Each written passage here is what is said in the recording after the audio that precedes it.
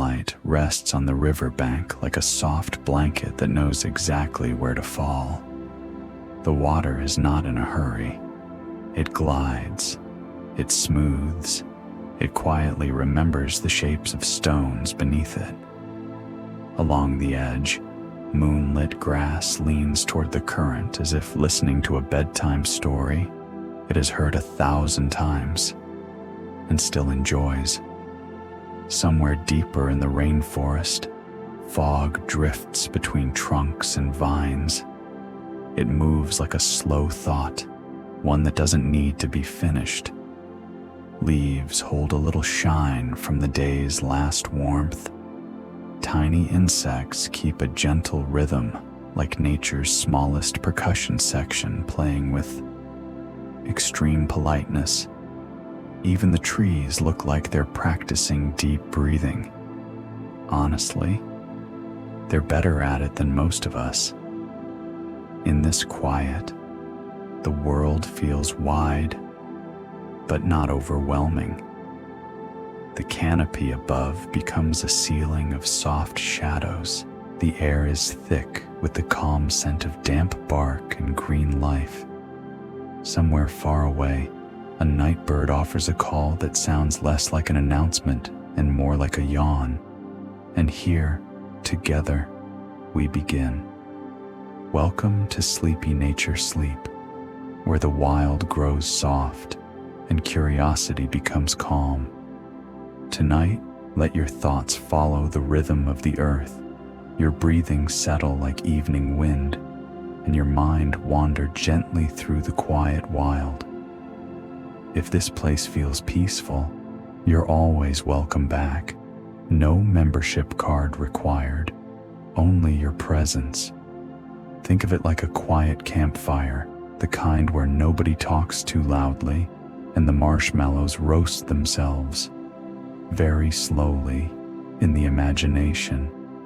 And if you'd like to support the channel, it helps us keep the nightlights low and the nature facts cozy. Nothing flashy, just a small, warm nod that says, yes, I too enjoy being gently whispered into tranquility by forests that never ask me to reply to an email. Tonight, our attention drifts toward a splash of color tucked into the deep green, an animal that carries the rainforest's palette in its feathers and a kind of playful wisdom in its gaze.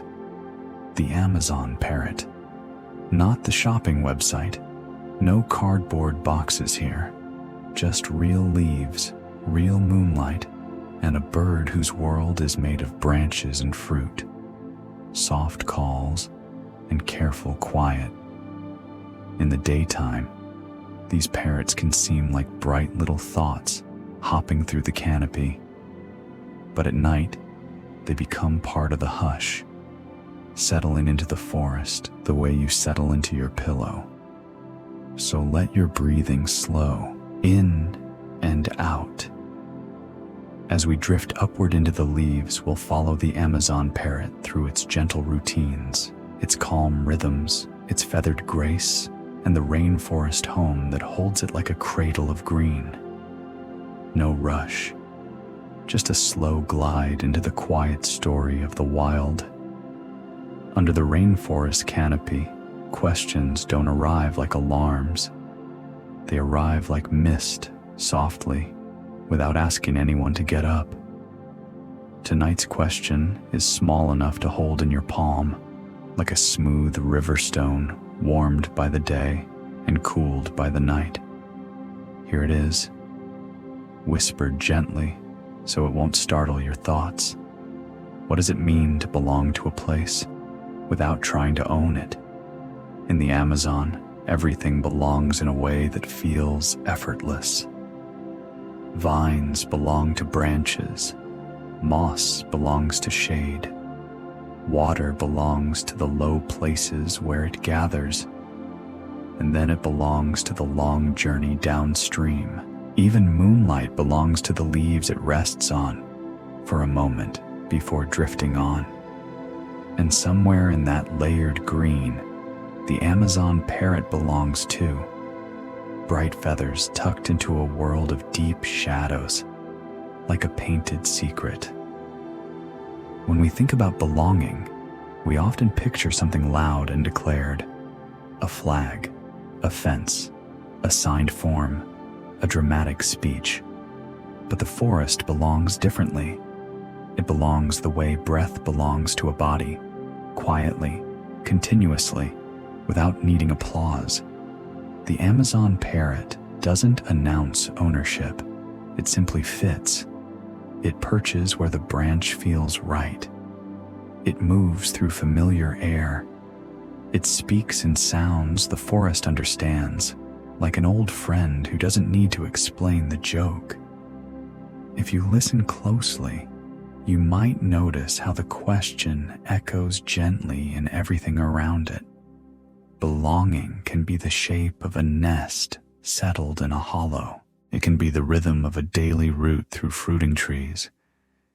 It can be the way a flock stays near one another, not crowded, just comfortably connected. There's a softness in that, a kind of permission. And maybe that's why the question feels soothing, because it doesn't demand an answer. It doesn't hand you homework. It doesn't ask you to figure it out by morning. It just floats there like a leaf on slow water. If your mind tries to solve it, you can let it. Minds enjoy doing that. But if your mind would rather rest, you can simply let the question sit beside you, like a quiet companion on a nighttime walk. Some thoughts like to pace. This one prefers to recline. And as we follow the Amazon parrot through its gentle world, we'll keep returning to that question, not to pin it down, but to notice how the forest lives it. Because in the rainforest, belonging isn't a performance, it's a feeling, a settling, a soft agreement between wings and leaves. And for now, as you breathe in and out, you can belong here too, inside this calm, inside this quiet, without trying to own anything at all. Imagine the Amazon at night, not as a postcard, but as a living room made of leaves. The air is warm, not in a pushy way, more like a gentle blanket that forgot it was supposed to cool down. Humidity lingers softly, turning every breath into something smooth. The forest holds scent the way fabric holds perfume. Damp soil, green sap, a faint sweetness from fruit ripening somewhere above, quietly minding its own business. The canopy is layered like a slow-thought cake. Low plants, mid-level branches, and then the high crown, where moonlight arrives in small pieces, sprinkled through gaps like shy confetti. Nothing is fully bright. Nothing is fully dark. Everything is softly outlined. And then there are the rivers. The Amazon basin is shaped by water that moves patiently, looping and bending as if it enjoys taking the scenic route. Some forests here live beside rivers that rise and settle with seasonal patterns. In certain places, the water visits the forest floor for a while, then drifts away again, leaving behind fresh silt like a quiet gift. Science in the rainforest often sounds dramatic in textbooks, but in real life, it can feel unbothered. Plants and animals respond to light, rain, temperature, and time, the way you respond to a comfortable chair. You sink in, you adjust, you settle. The forest runs on rhythms, day and night, wet and less wet, blooming and fruiting, repeating without needing a calendar app. Somewhere in this layered world, the Amazon parrot lives among branches that sway like slow metronomes. It's part of the canopy community, creatures that prefer height, where leaves catch the best breezes and fruiting trees offer quiet meals. You can imagine the parrot's home as a network of gentle pathways, a series of perches, a few favored trees, a route that makes sense in a body made for climbing and gliding between branches, feet that grip, a beak that works like a careful tool, eyes that notice color and shape with calm precision. And the soundscape, it's never silent, but it is soothing. Insects hum as if they're warming up their tiny instruments. Frogs add soft notes like distant percussion. Leaves shift and settle. Occasionally, something calls out, briefly, then returns to quiet, as if remembering we're trying to sleep. Soft humor lives here too, if you listen for it. The rainforest has thousands of species, and yet it still can't stop a leaf from landing directly on the one puddle you didn't notice. Tonight, we're not here to collect facts like stamps.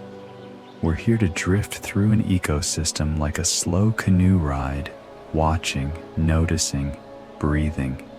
And as the canopy sways above us, we glide gently toward our feathered companion, bright in color, soft in presence, resting within the calm architecture of leaves. If you could hold a piece of the rainforest's color palette in your hands, it might look a little like an Amazon parrot. Not the whole rainforest, of course, just the cheerful parts. The parts that say quietly, yes, life can be lush and still be calm. In the dim canopy light, an Amazon parrot's greens can look like leaf shadows brought to life. Some have touches of yellow, blue, or red, small brushstrokes that seem almost accidental, like the forest got playful for a moment and then went back to being sensible. The first thing you notice, though, is how the bird seems made for this place. Feathers lie like layered leaves. The body is compact and balanced, comfortable on branches. The tail helps with steadiness. The wings fold in neatly, like closing a soft book. And then there's the beak, curved, strong, and surprisingly elegant. A parrot's beak is not just a mouth, it's a tool, a hand, a gentle multitasker. It can peel fruit, crack seeds, explore textures, and help the bird climb with a kind of slow, careful confidence. If parrots had resumes, their beaks would take up most of the first page. Their feet are equally thoughtful. 2 toes facing forward and 2 facing back, a design that makes gripping branches feel secure and natural. It's like wearing climbing shoes that never pinch. In the forest, these physical details become a quiet language of belonging. The Amazon parrot doesn't need to force itself into the environment. It fits, like a puzzle piece that was never separated from the puzzle in the first place. Picture one now, perched in a tree hollow or nestled among dense leaves. It doesn't glow like a spotlight. It glows like a lantern behind curtains, present, warm, gentle. The colors mingle with the canopy until the bird seems more like a part of the tree than a visitor on it. A breeze moves through the leaves, and the parrot adjusts slightly, not sharply, not suddenly, just a small shift of weight, like you turning your pillow to the cooler side. And there's a subtle softness to how it holds itself. Even when awake, it can look like it's practicing stillness. Many birds rest by fluffing feathers, tucking in close, easing into a compact shape that conserves warmth and comfort. It's the bird version of pulling a blanket up to your chin. If your mind wanders here, let it wander slowly. Notice color without naming it. Notice shape without measuring it. Let the parrot be what it is, a living fragment of rainforest calm. And as it perches, quietly at home, we return to our question from earlier. What does it mean to belong without trying to own?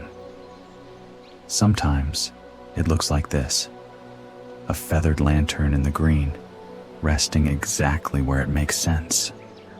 Morning in the Amazon doesn't burst into the day. It eases in. Light gathers slowly in the canopy, turning darkness into dim green. The air remains warm and gentle, and the leaves hold on to dew like tiny secrets. When the Amazon parrot begins its day, it often does so with the calm confidence of someone who knows the kitchen is stocked. The forest offers fruit, seeds, buds, and blossoms, different tastes appearing at different times, depending on which trees are flowering or fruiting. Parrots are, in a way, patient foragers. They don't hurry across the landscape like they're late for something. They move with purpose, yes, but it's a soft purpose, like strolling through a familiar neighborhood. You might imagine a small group traveling together, not tightly packed, just comfortably near. They pause at a fruiting tree and begin their quiet work, using that curved beak to peel, crack, and nibble. There's an almost meditative rhythm in it. Hold, turn, taste, pause. Their tongues help too, especially with fruit, guiding bits of food with gentle precision. Eating becomes less of an event and more of a routine, a slow, repeating comfort. One of the loveliest things about parrot feeding is how it resembles contemplation. They'll hold food in a foot, bringing it toward the beak like a tiny hand offering a snack. It looks thoughtful, like the bird is considering the philosophy of fruit. And sometimes, if the parrot drops a piece, it doesn't seem embarrassed.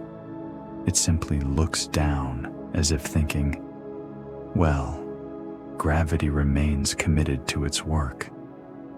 In many parts of the Amazon, parrots may also visit places where they can take in minerals, quietly, gently, like sipping a natural supplement from the landscape. Not dramatic, not frantic. Just one more small routine woven into the day.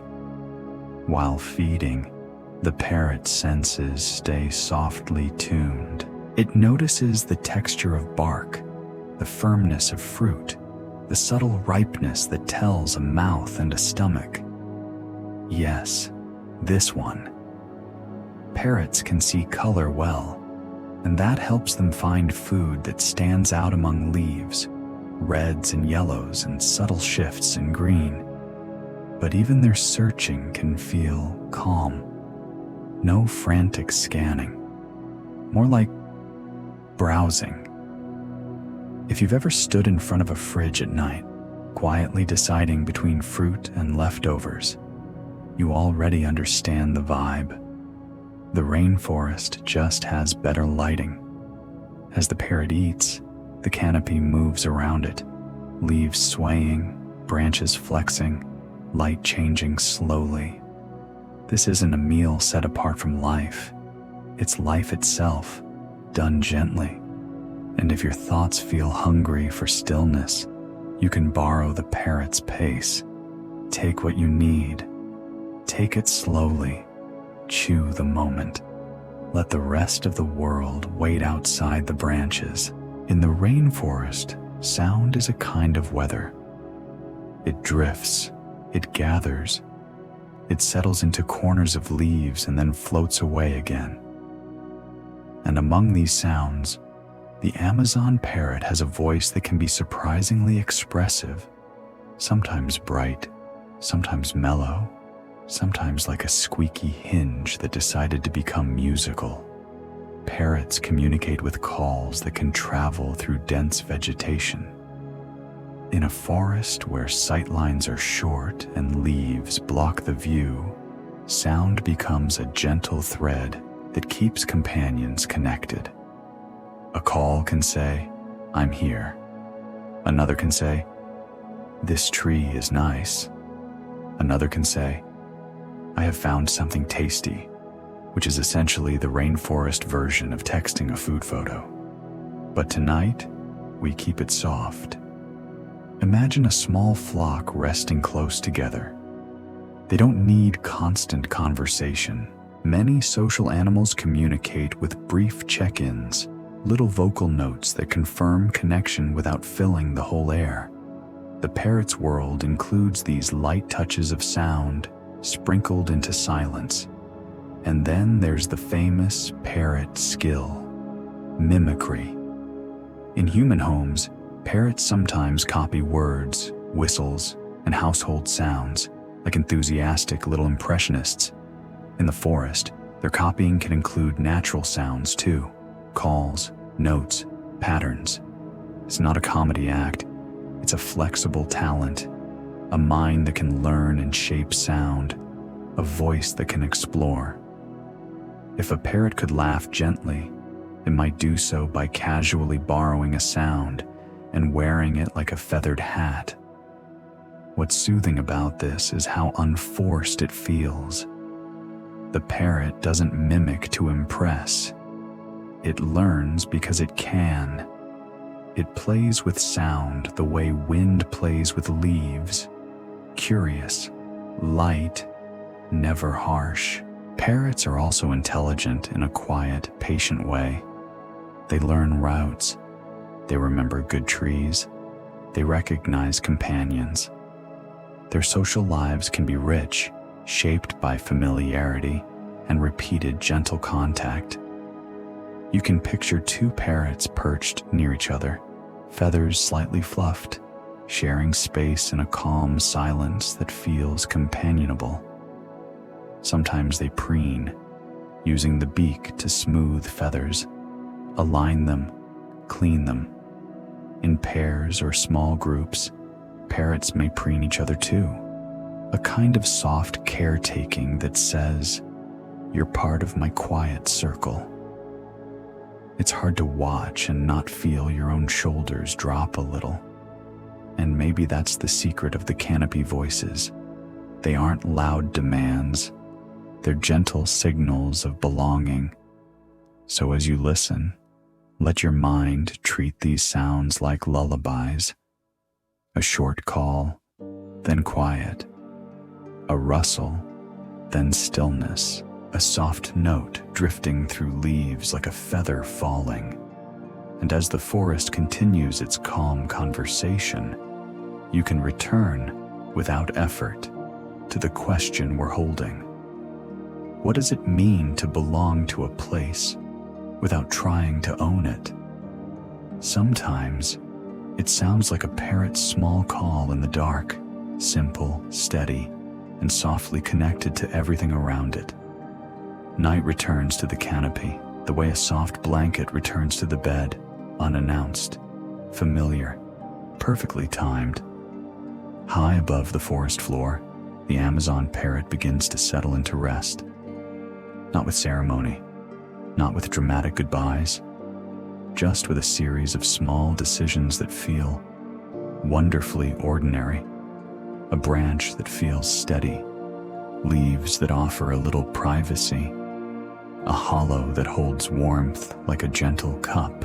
Parrots often choose places that feel secure and comfortable, spots where the body can relax without needing to keep negotiating with gravity. A sturdy perch becomes a kind of bedtime furniture, and the parrot's feet, those clever, gripping feet, wrap around the branch as naturally as your hand wraps around a warm mug. 2 toes forward, 2 toes back, a design that says, "Yes, this will do." As the forest darkens, the parrot's posture softens. Feathers fluff slightly, creating tiny air pockets that help with warmth and comfort. The bird becomes rounder, quieter, more tucked in, like a living puff of rainforest calm. Sometimes, a parrot will rest with its head turned back, beak nestled into feathers along the shoulder or back. It looks like the bird is hugging itself into sleep. And in a way, it is nature's version of pulling the duvet up and whispering, "We'll handle tomorrow later." If you listen closely, you might hear a subtle shift in the soundscape as night deepens. Daytime voices fade. Insects take over with their gentle, repeating rhythms. Frogs add soft notes. The river continues its slow story. The canopy becomes a dim cathedral of leaves and warm air. A parrot's breathing in sleep is quiet and steady, a slow rise and fall under feathers, a rhythm that feels contagious in the best possible way. The kind of rhythm your own breath likes to follow when it's given permission. There's also something very calming about the idea that sleep is not just for humans with pillows and playlists. Sleep belongs to the rainforest too. It belongs to birds, to mammals, to insects tucked under bark. It belongs to moss, which looks like it has never once been stressed in its entire life. If moss had a diary, every entry would be, "Today, I remained soft." Success. The Amazon parrot, resting above, becomes part of that shared quiet. It is not performing rest. It is simply resting, belonging to the night without needing to claim it. And as you imagine that small, feathered shape tucked into the green darkness, you can let your own body do the same. Shoulders soften, jaw loosens, thoughts become lighter. Somewhere in the canopy, sleep perches. And here, with your breath moving like slow wind through leaves, you do too. In the rainforest, grooming can look like meditation with a beak. The Amazon parrot spends time preening, slowly, carefully, tending to feathers the way someone might tend to a garden. Not to impress anyone, not to achieve anything, but simply because care feels good. Feathers are remarkable things. They are light, strong, layered, and precise. They hold warmth. They shape flight. They shed rain like tiny roofs. They carry color like painted sunlight. And because feathers do so much, they appreciate a little attention. Preening is the parrot's quiet routine of maintenance. The beak moves through feathers in small, thoughtful motions, straightening, smoothing, aligning.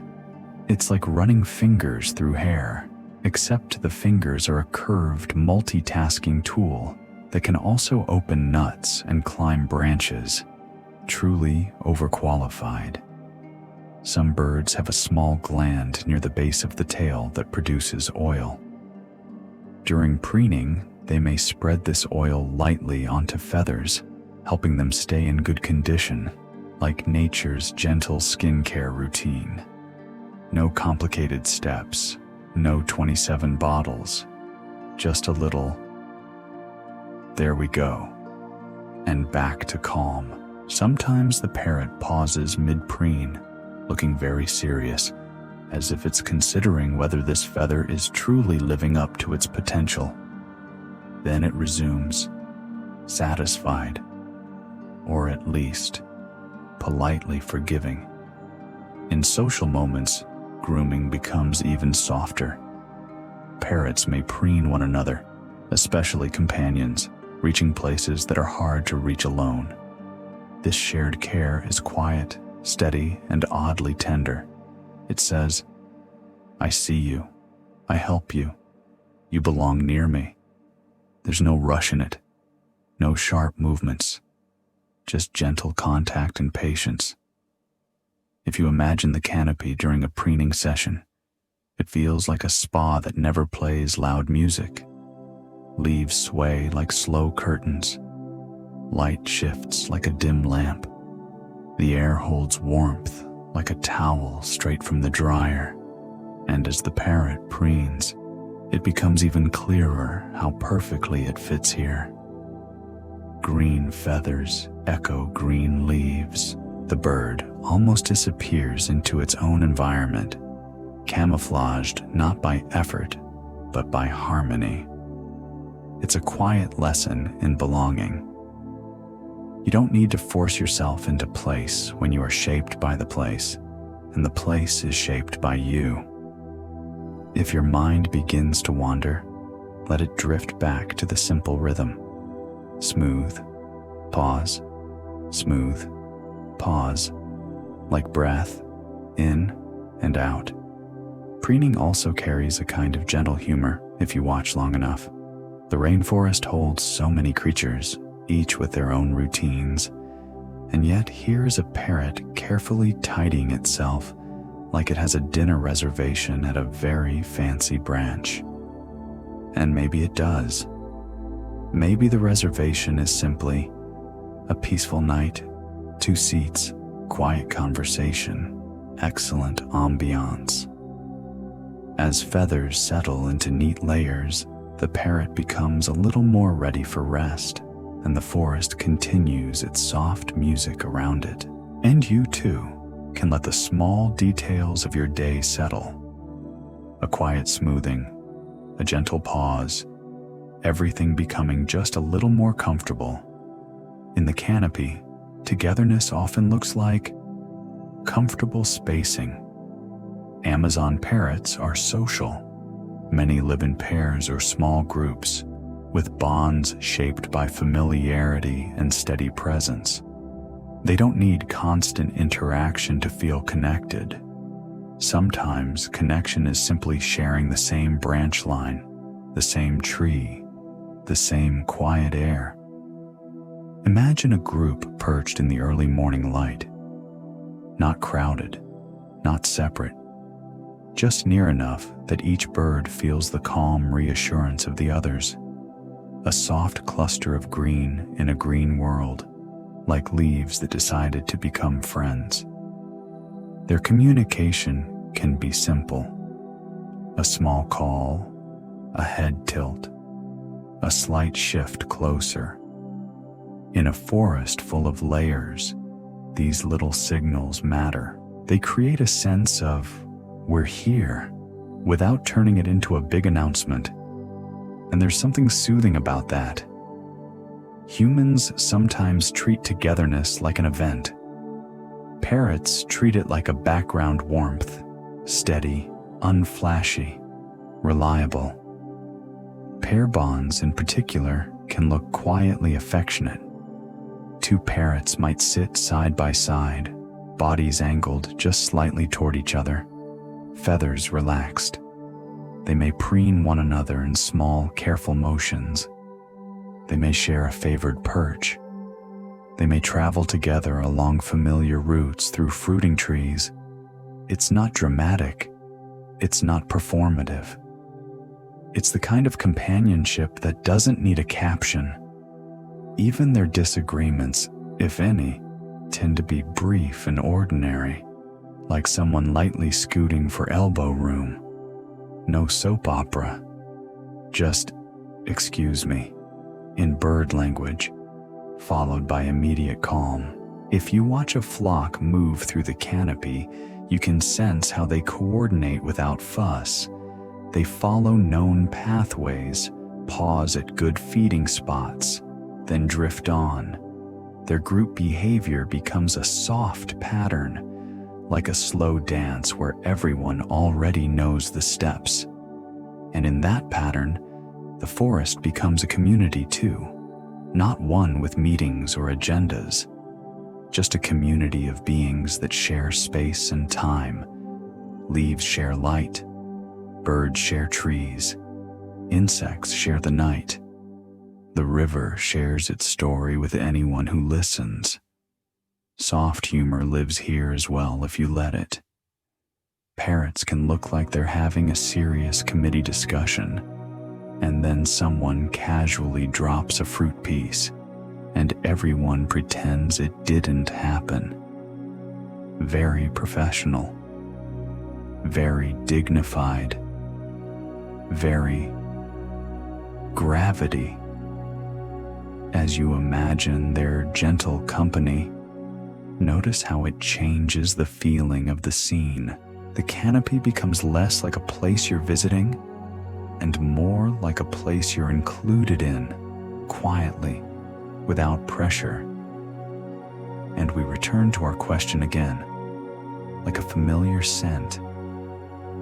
What does it mean to belong to a place without trying to own it? Sometimes it means being part of a group that fits into the forest like a soft chord fits into a song. No one demands the spotlight. No one needs to be loud. Just presence, just closeness, just the calm comfort of shared air. And as your breathing slows, you can borrow that feeling too, belonging here, in this moment, without needing to prove anything at all. The Amazon parrot moves through the canopy the way a careful person moves through a familiar room at night, slow, certain, gentle. This is not a world of straight lines. Branches angle, vines loop, leaves overlap in layers, and the parrot's body seems designed for this kind of three-dimensional living. Its feet grip with ease, 2 toes forward, 2 toes back, like built-in balance. Its beak helps too, not only for food, but for climbing. A parrot can use its beak almost like a third hand, hooking onto bark and steadying itself as it shifts from branch to branch. It's a style of movement that feels thoughtful, not rushed, more like hold, test, step, then settle. Sometimes the bird pauses, looking around with calm attention, not scanning frantically, just noticing. The parrot's world is full of textures, smooth leaves, rough bark, flexible vines. Each surface has its own feel, its own quiet instruction. In the canopy, even a small change in branch thickness can matter. So the parrot chooses perches with care, distributing weight so everything feels stable. And when it climbs, it often keeps its body close to the branch, like hugging the root. It's a very polite way of traveling, minimal drama, maximum security.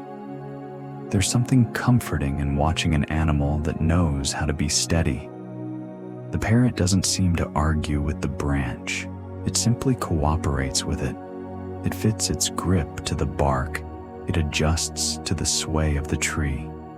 It accepts that the canopy is not a rigid floor, but a living, breathing structure, and the forest in return holds it.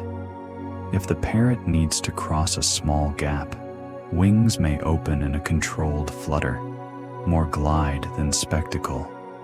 The movement is efficient, quiet, like turning a page, and then the wings fold back in, returning to that neat, tucked shape. Soft humor drifts in here too. Parrots are excellent climbers, and yet sometimes they still pause like they're thinking, now, how did I get up here again? Not because they forgot, but because contemplation is part of the aesthetic. The canopy itself feels like an invitation to slow down. Leaves create little rooms of shade. Branches form pathways that curve and change. Light filters through in soft patches, and every patch feels like a gentle place to rest your eyes.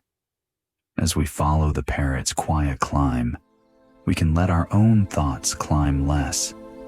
Let them stop reaching for the next thing. Let them settle into the branch they're on. Breath becomes the root, in and out. And the lesson of the canopy remains simple and soothing. You don't need speed to make progress. You don't need urgency to arrive. Sometimes you arrive by moving carefully through your own inner forest, one gentle step at a time, until you find a place that feels stable, and you rest there. The rainforest at dawn and dusk is not bright. It is layered. Light arrives through leaves, broken into gentle pieces, like moonlight sprinkled through a sieve. Shadows remain soft-edged. Colors deepen, then brighten slowly, as if the world is stretching awake. And in this dim, green-tinted world, the Amazon parrot sees with a kind of quiet clarity. Parrots are known for strong vision, especially for color. In a forest where food can hide among leaves, color perception helps. Fruit ripens into brighter tones. Blossoms offer subtle hints.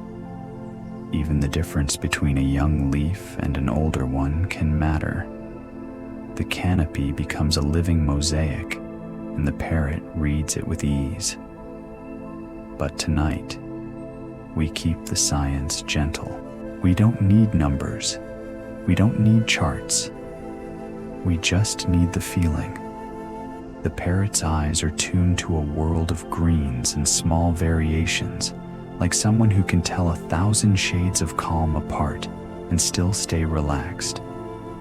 Imagine the parrot perched quietly, head turning in small, smooth motions. Birds often use tiny head movements to adjust their view, to bring details into focus. It's not twitchy, it's deliberate, like slowly looking around a room you know well, noticing the familiar shapes in their familiar places. A branch curves here. A cluster of fruit hangs there. A patch of sunlight gathers on a leaf like warm tea. The parrot's gaze can look steady, almost thoughtful. And maybe it is. Intelligence in the rainforest often feels like patience. The ability to notice, the ability to remember, the ability to choose a good moment to move, and an even better moment to stay still. Soft humor fits here too. The parrot, with its bright eyes and composed posture, can look like it's silently judging your life choices, but gently, like, interesting, you stayed up again. Bold. Anyway, I will now return to my leaf-based lifestyle. As the light changes, the parrot's colors shift too. In shadow, it blends into the canopy, almost disappearing. In a sun patch, feathers brighten, green turning vivid, small accents glowing. It's like the forest briefly opens a curtain to reveal a secret, then closes it again. This shifting visibility feels like another kind of lesson in belonging. The parrot does not demand to be seen. It allows itself to be part of the forest's lighting. Sometimes it stands out, sometimes it fades. Both are natural. Both are allowed. And that can feel comforting for us too. You don't need to be fully on all the time. You don't need to shine like a spotlight. You can be soft-edged. You can be dim and still present. So as you breathe, let your thoughts become like rainforest light, gentle, filtered, calm. Let details blur a little in a cozy way. Let the world soften at the edges. And in that softness, you may notice the quiet truth the canopy keeps offering. Belonging can be as simple as seeing the world the way the world is, slow, layered, and kind to tired minds. Rain in the Amazon rarely feels like a surprise. It arrives like a familiar song, soft at first, then steady, then easing again into quiet. Under the canopy, the first drops tap leaves with a gentle, rounded sound.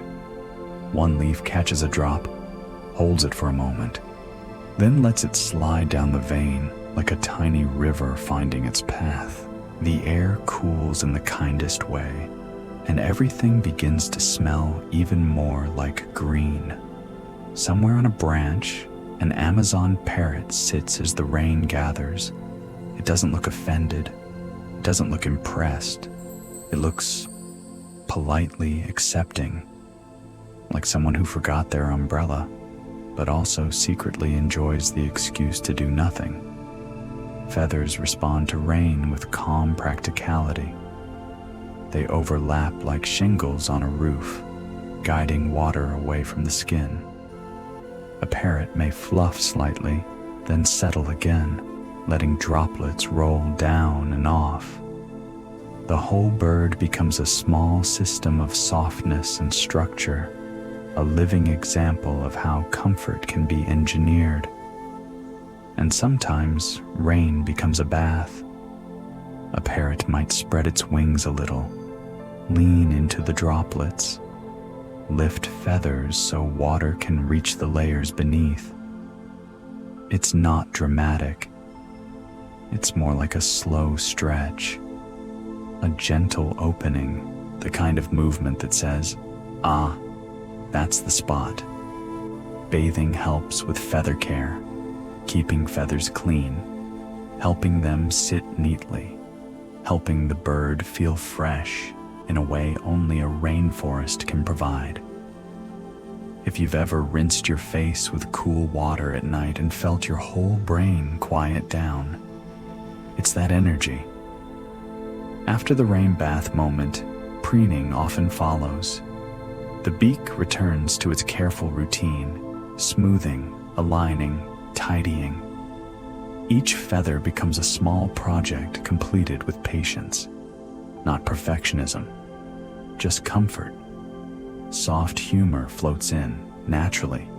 The Amazon parrot, mid-bath, can look like a tiny green philosopher contemplating life's greatest mysteries, such as, is this leaf drip aiming for my head on purpose? It isn't. Probably. The rainforest is not petty. It's just very thorough. As rain continues, the soundscape turns even softer. Droplets layer into a steady hush. Insects pause, then resume. The river's voice blends with leaf taps, and the whole world begins to feel like one long exhale. The parrot remains part of it, neither fighting the rain nor celebrating it, just being in it, belonging to the weather the way you belong to your breath. And this is a gentle reminder. You don't have to do anything special to be held by the moment. You can simply sit inside it. Let your shoulders loosen as the rain loosens the day. Let your thoughts rinse clean, one quiet drop at a time. And somewhere above, a parrot finishes its feather spa, tucks its wings back in, and returns to stillness, fresh, calm, and pleasantly unbothered. The Amazon keeps time without clocks. It keeps time with light and rain, with flowering and fruiting, with the subtle changes that happen so slowly, they feel like they're happening in secret. For the Amazon parrot, the forest is both home and pantry, and the pantry restocks itself on a gentle schedule. Some trees offer fruit at certain times, then rest. Others flower, then fade. The canopy becomes a living calendar, one that doesn't beep, doesn't buzz, and never asks you to update your password. A parrot learns this calendar through familiarity, through memory, through quiet repetition. It knows which trees are generous in which seasons, where the ripest clusters tend to hang, which branches hold a comfortable perch while eating. The bird's daily routes become soft paths through the air, like taking a slow walk to a favorite cafe that always smells good. When fruit is abundant, the parrot's day can feel especially unhurried. It moves from branch to branch, pausing often, nibbling thoughtfully, The beak peels, cracks, and turns food with gentle precision. One foot may hold a piece of fruit close, like a small treasure being politely appreciated. And when the forest offers something new, different fruit, different texture, the parrot explores it with calm curiosity. A tiny taste, a pause, another taste, like a cautious foodie who doesn't trust the menu description but is open to being pleasantly surprised. Soft humor fits here too. If parrots wrote reviews, they'd probably give 5 stars to mango-like fruit and leave a very serious comment about seeds being a bit crunchy but acceptable. The rainforest doesn't feel like it's changing seasons the way temperate places do, with sharp shifts and crisp announcements. Changes here can be subtle. More rain, less rain, warmer nights, slightly different patterns. But those subtle shifts shape what grows, what ripens, what appears. And the parrot responds, not with urgency, but with adjustment. It travels a little differently. It spends time in different parts of the canopy. It follows the gentle availability of food the way you follow comfort, naturally, without forcing. This is another kind of belonging. The parrot belongs to the forest's timing, and the forest belongs to its own slow rhythms. No one is trying to control the calendar. They're simply living inside it. So if your mind is carrying human time, deadlines, schedules, the loud ticking of should, you can set that down for a moment. Let the Amazon's softer time take over. Imagine your thoughts ripening slowly, like fruit in warm shade. Imagine your plans loosening into patience. The parrot doesn't rush the tree. The tree doesn't rush the fruit. The fruit doesn't rush the sweetness. Everything arrives when it arrives. And in that gentle timing, you can rest, quietly included in a world that measures life by ripeness, not minutes. The Amazon parrot carries a small workshop on its face. That curved beak isn't only for eating. It's a tool for exploring the world, testing textures, opening shells, peeling fruit, adjusting a perch, even helping with climbing. It's practical and elegant, like a Swiss Army knife that learned to be charming. In the canopy, small challenges appear in quiet ways. A fruit has a thick skin. A seed sits inside a stubborn casing. A branch has a rough patch that needs a careful grip. The parrot meets these moments with calm persistence, not with dramatic effort, just with technique. The beak holds, turns, presses, releases. The foot supports, grips, steadies. The bird pauses often, as if listening to the object itself. "All right," the parrot seems to say. "Show me how you open." This kind of gentle problem solving is one of the softer faces of intelligence. It's not about speed. It's about patience, about trying, pausing, and trying again without turning it into a big emotional event. If parrots had a motto, it might be, "No rush, I have a beak." And the forest encourages that mood. The canopy is a place where being careful makes sense. Branches sway, leaves shift. Everything has a little movement, a little give. The parrot's body learns to cooperate with that softness, steady feet, balanced posture, and a beak that can help with whatever needs helping. Sometimes, a parrot's curiosity looks almost human. It may tilt its head, examine an object, tap it lightly, test it from another angle. Not frantic, more like a thoughtful designer reviewing a prototype. Soft humor slips in naturally here. A parrot can look extremely wise while investigating something very simple, like a twig. There it is, holding the twig, turning it slowly, as if it contains the secret to the universe. Then it decides, not today, and moves on.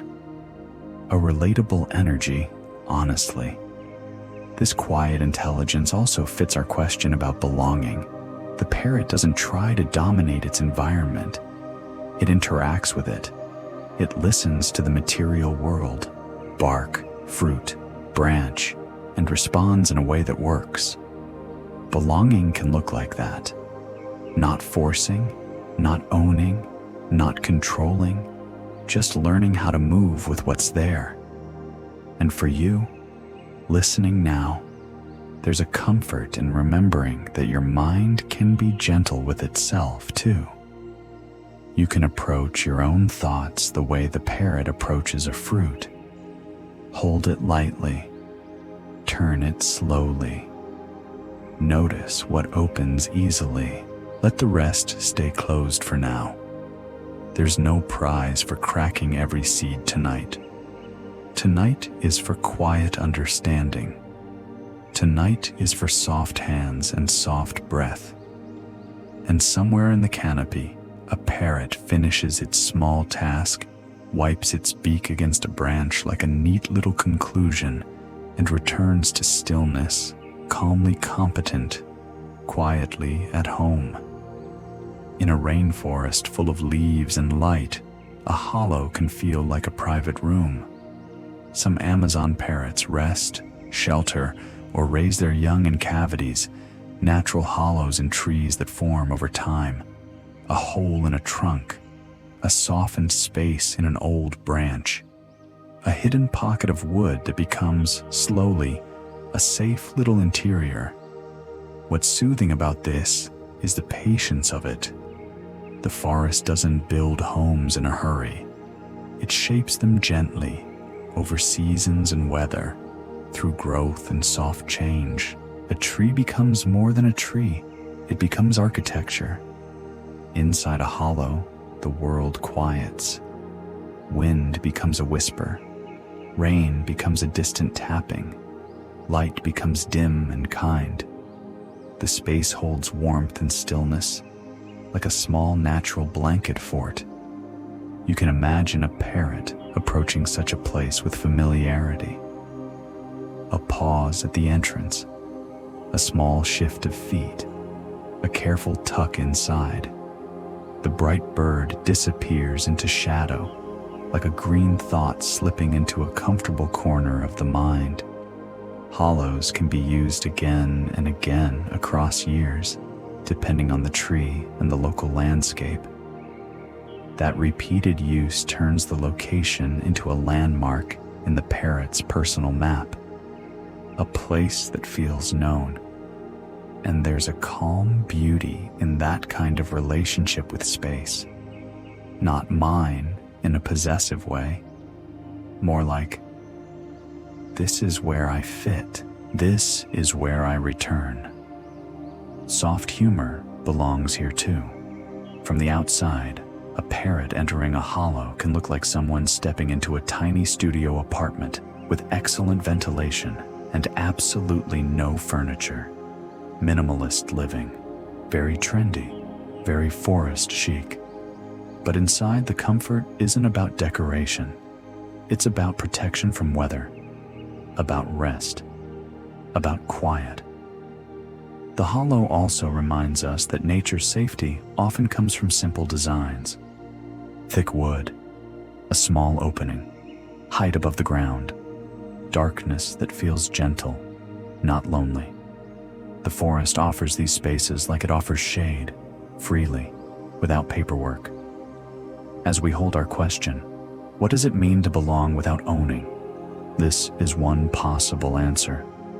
The parrot belongs to a home shaped by time, not by control.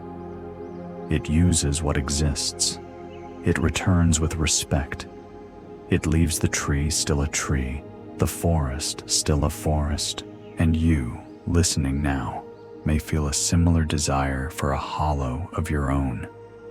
Not a literal tree cavity, though honestly it sounds cozy, but a mental space that holds you, a place inside yourself that is dim and kind, a small interior where thoughts soften, where the day stays outside the door.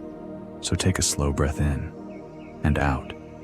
Imagine the hollow, imagine the quiet inside it, and let your mind step gently into that space, the way a parrot steps into darkness, without fear, without hurry, simply returning home.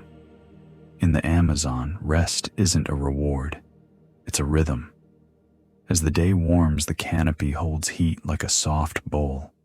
Light becomes thicker, brighter in patches, and the air turns heavier in a way that invites everything to slow down.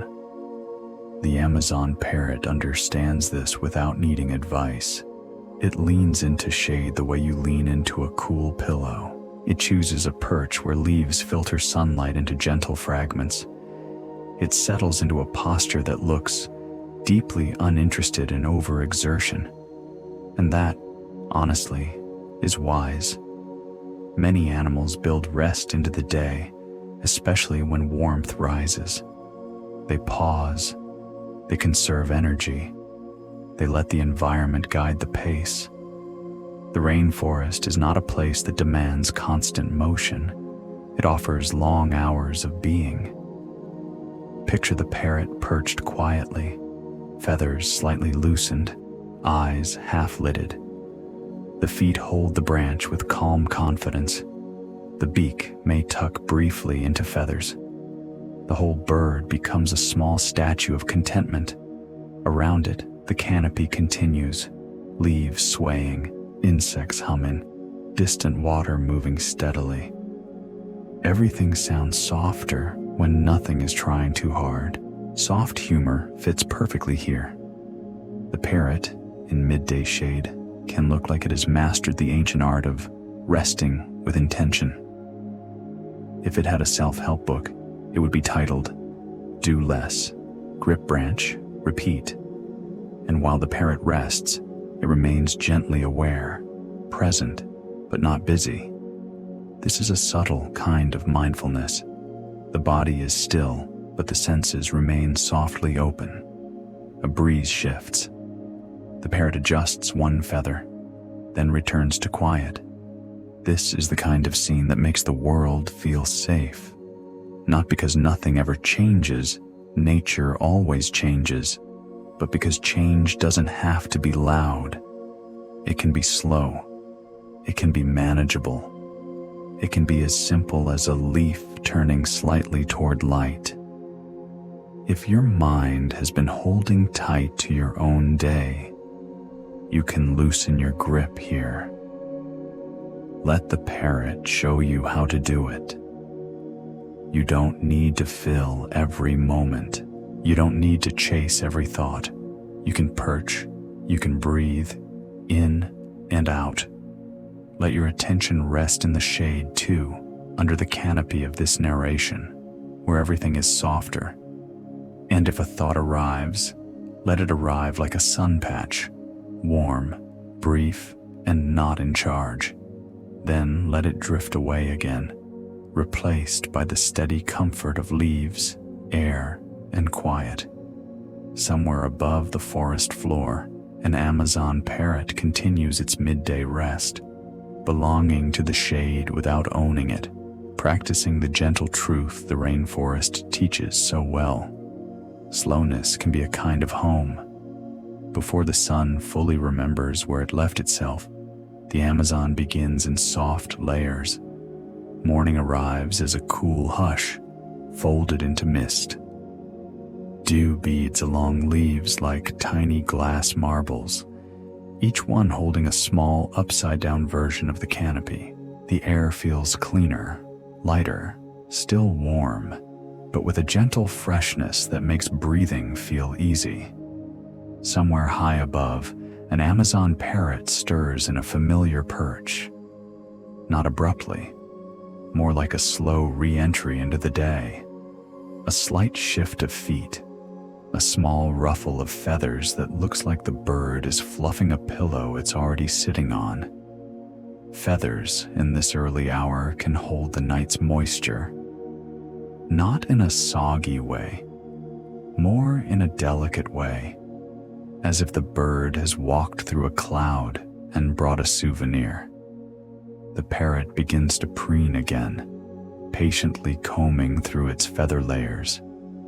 The beak works like a careful brush, smoothing and aligning, returning everything to comfort and order.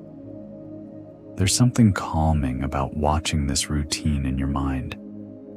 A creature beginning the day not by checking messages, not by rushing anywhere, but by quietly tidying itself and greeting the air. If parrots had morning affirmations, they might be simple. Branch is stable, feathers are fine, life is leafy, proceed slowly. The forest, too, seems to wake in a gentle sequence. Insects adjust their rhythm. A few distant calls appear, then soften. The river keeps its steady voice, and the canopy begins to brighten in small patches, like someone slowly turning up a dimmer switch. In this light, the parrot's colors change again, greens deepening, small accents catching a shy gleam. The bird becomes both visible and still part of the leaves, as if it's wearing the forest's favorite outfit. This is a kind of belonging that doesn't need to be announced. The parrot doesn't claim morning. It simply participates in it. It lets dew exist. It lets mist drift. It lets light arrive in its own time. And you can do the same. Let your mind wake gently if it wants to. And if it doesn't, that's fine too. This is not a place where anyone gets graded on alertness. The rainforest is not impressed by productivity. It's impressed by patience. It's impressed by slow consistency. So take a breath that feels like mist moving through leaves. In and out. Imagine the parrot finishing its preen, settling its feathers like a neat blanket, and resting for another quiet moment, just being present in the early softness. And as morning continues to unfold, you can remain tucked inside this calm, letting the day arrive around you without needing you to do anything at all. In the canopy, certain trees become destinations, not because they're famous, but because they're generous. A fruiting tree in the Amazon can feel like a quiet cafe that never runs out of snacks and never plays loud music. It simply stands there, offering its seasonal gifts with the calm confidence of someone who knows they're doing a good job. An Amazon parrot approaches such a tree with a kind of familiar ease. It doesn't rush in. It arrives, perches, and begins to feed in that slow, thoughtful rhythm. Hold, nibble, pause, then nibble again. The parrot's beak peels and cracks with gentle skill, and one foot may lift food close as if the bird is saying, "Thank you, I will enjoy this properly." Sometimes other parrots appear too, spaced along nearby branches like polite guests who understand personal space. They share the same tree without turning it into a big event. There's a quiet social order in this. Small calls, soft movements, a general understanding that everyone is here for the same simple reason: comfort. The canopy around them sways lightly. Leaves flicker with filtered sunlight. Tiny bits of fruit might fall now and then, drifting down like slow confetti. The forest floor receives these offerings without comment, because the forest is very good at accepting leftovers. Soft humor fits here easily. You can almost imagine the parrots reviewing the menu. Today's special, ripe fruit, Excellent. 5 stars. Service, leafy. Ambiance, outstanding.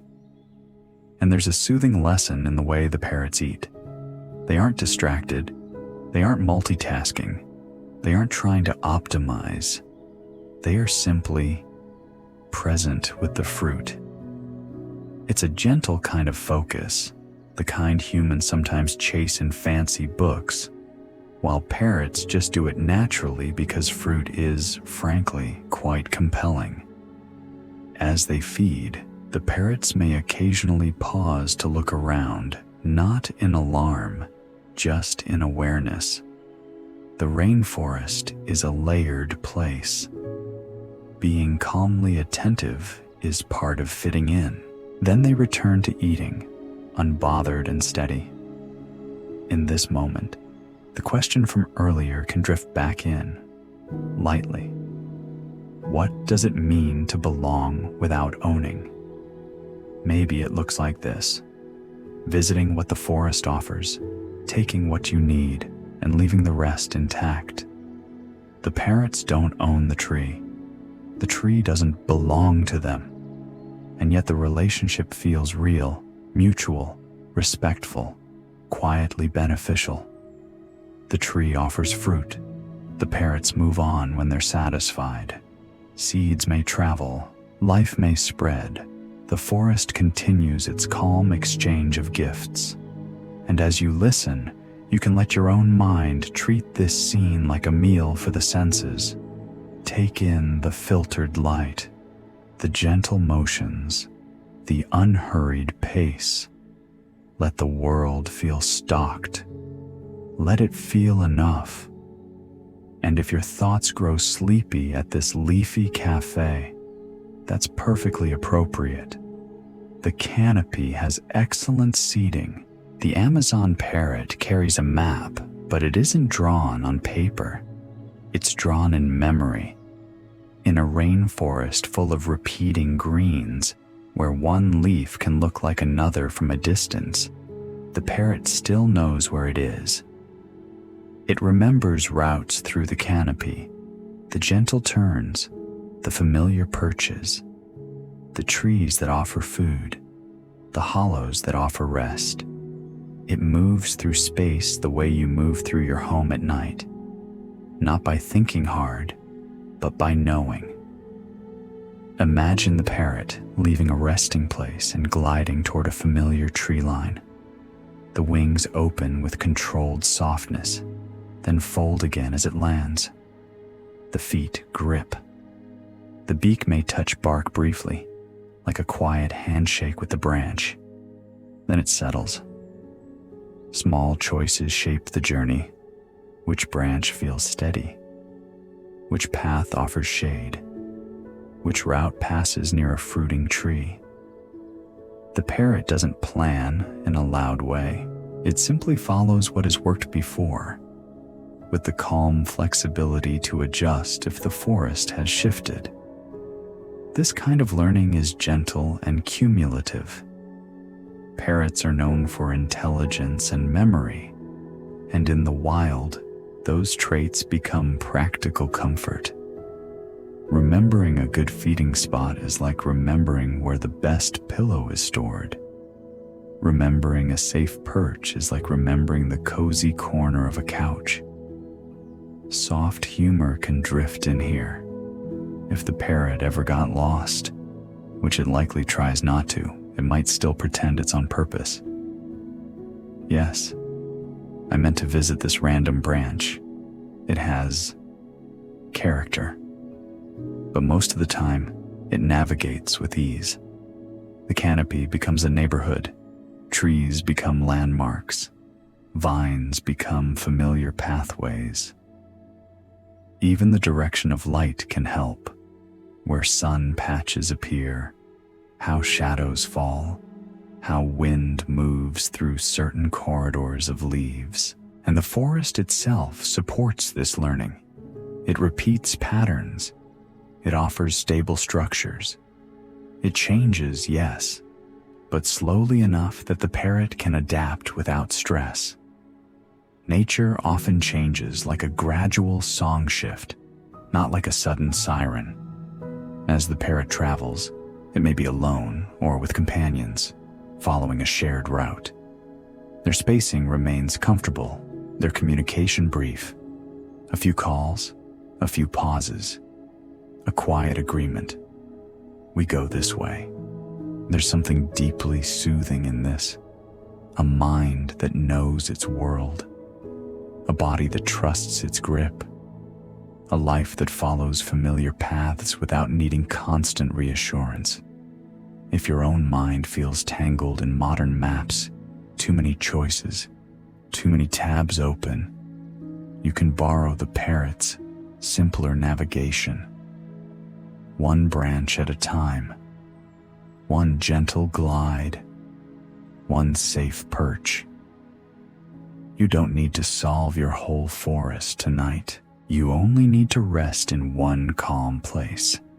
And the Amazon parrot, with its invisible map of leaves, reminds you that belonging is often made of small returns, going back to what is familiar, letting the world hold you, and moving only as much as you need.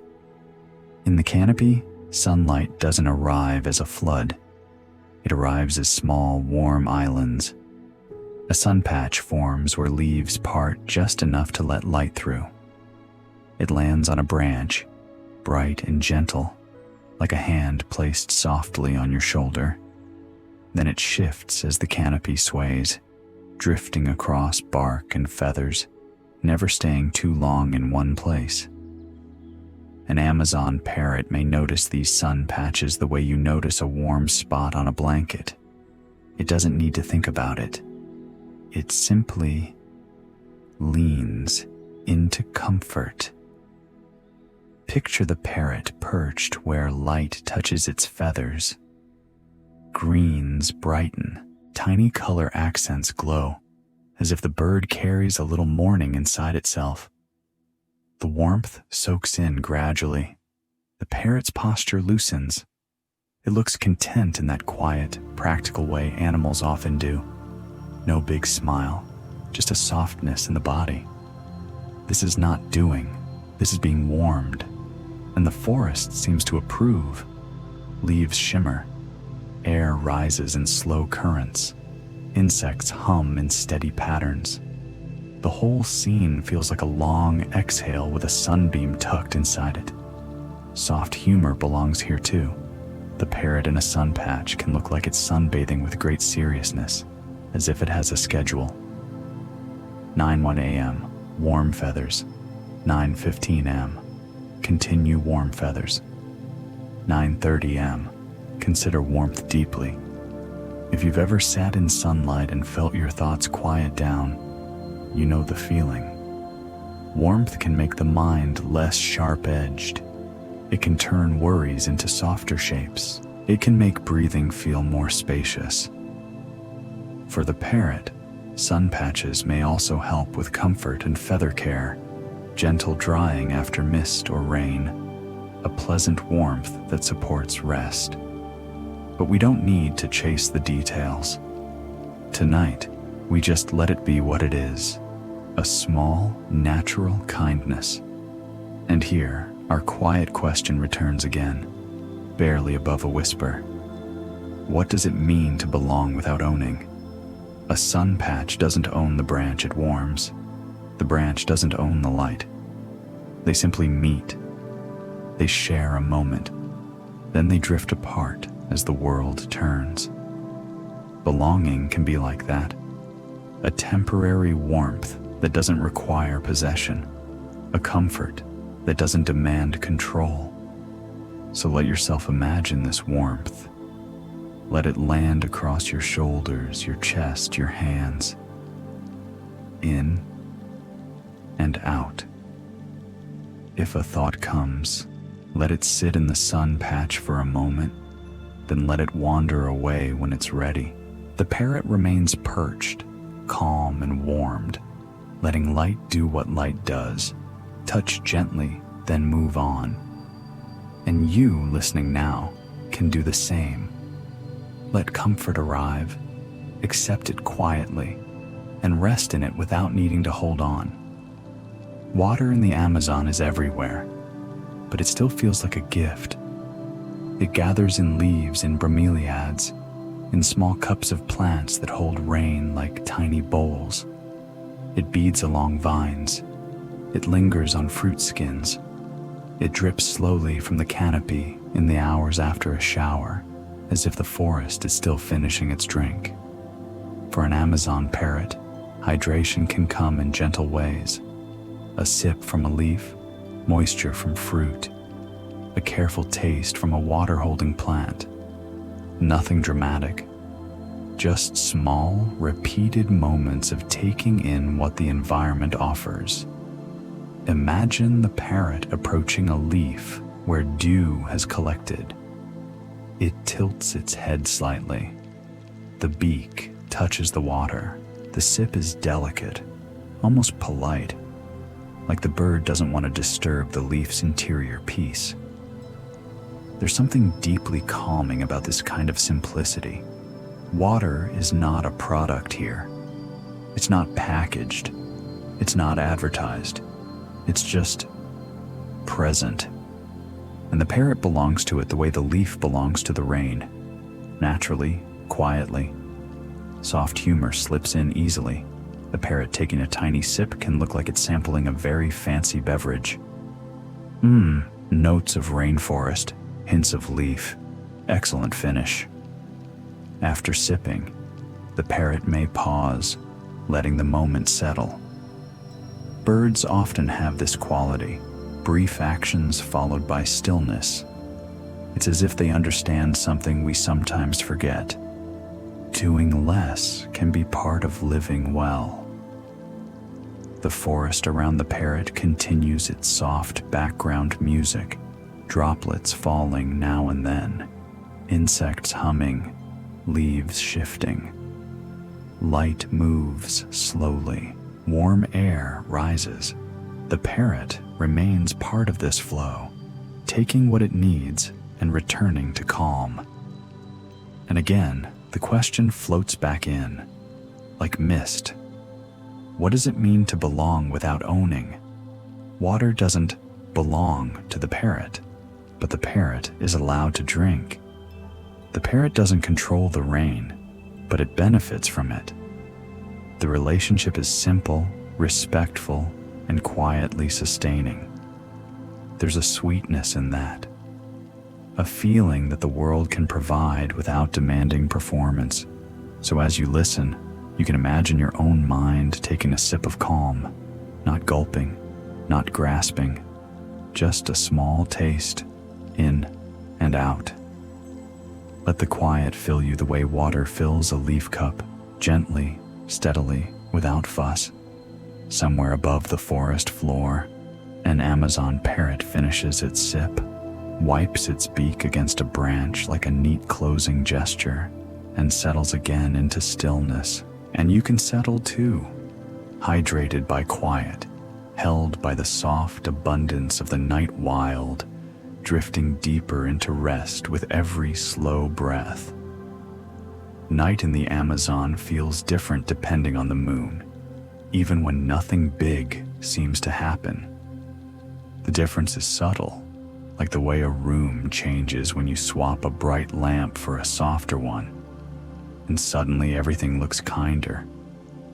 On a fuller moon, light filters down through the canopy in pale, scattered patches.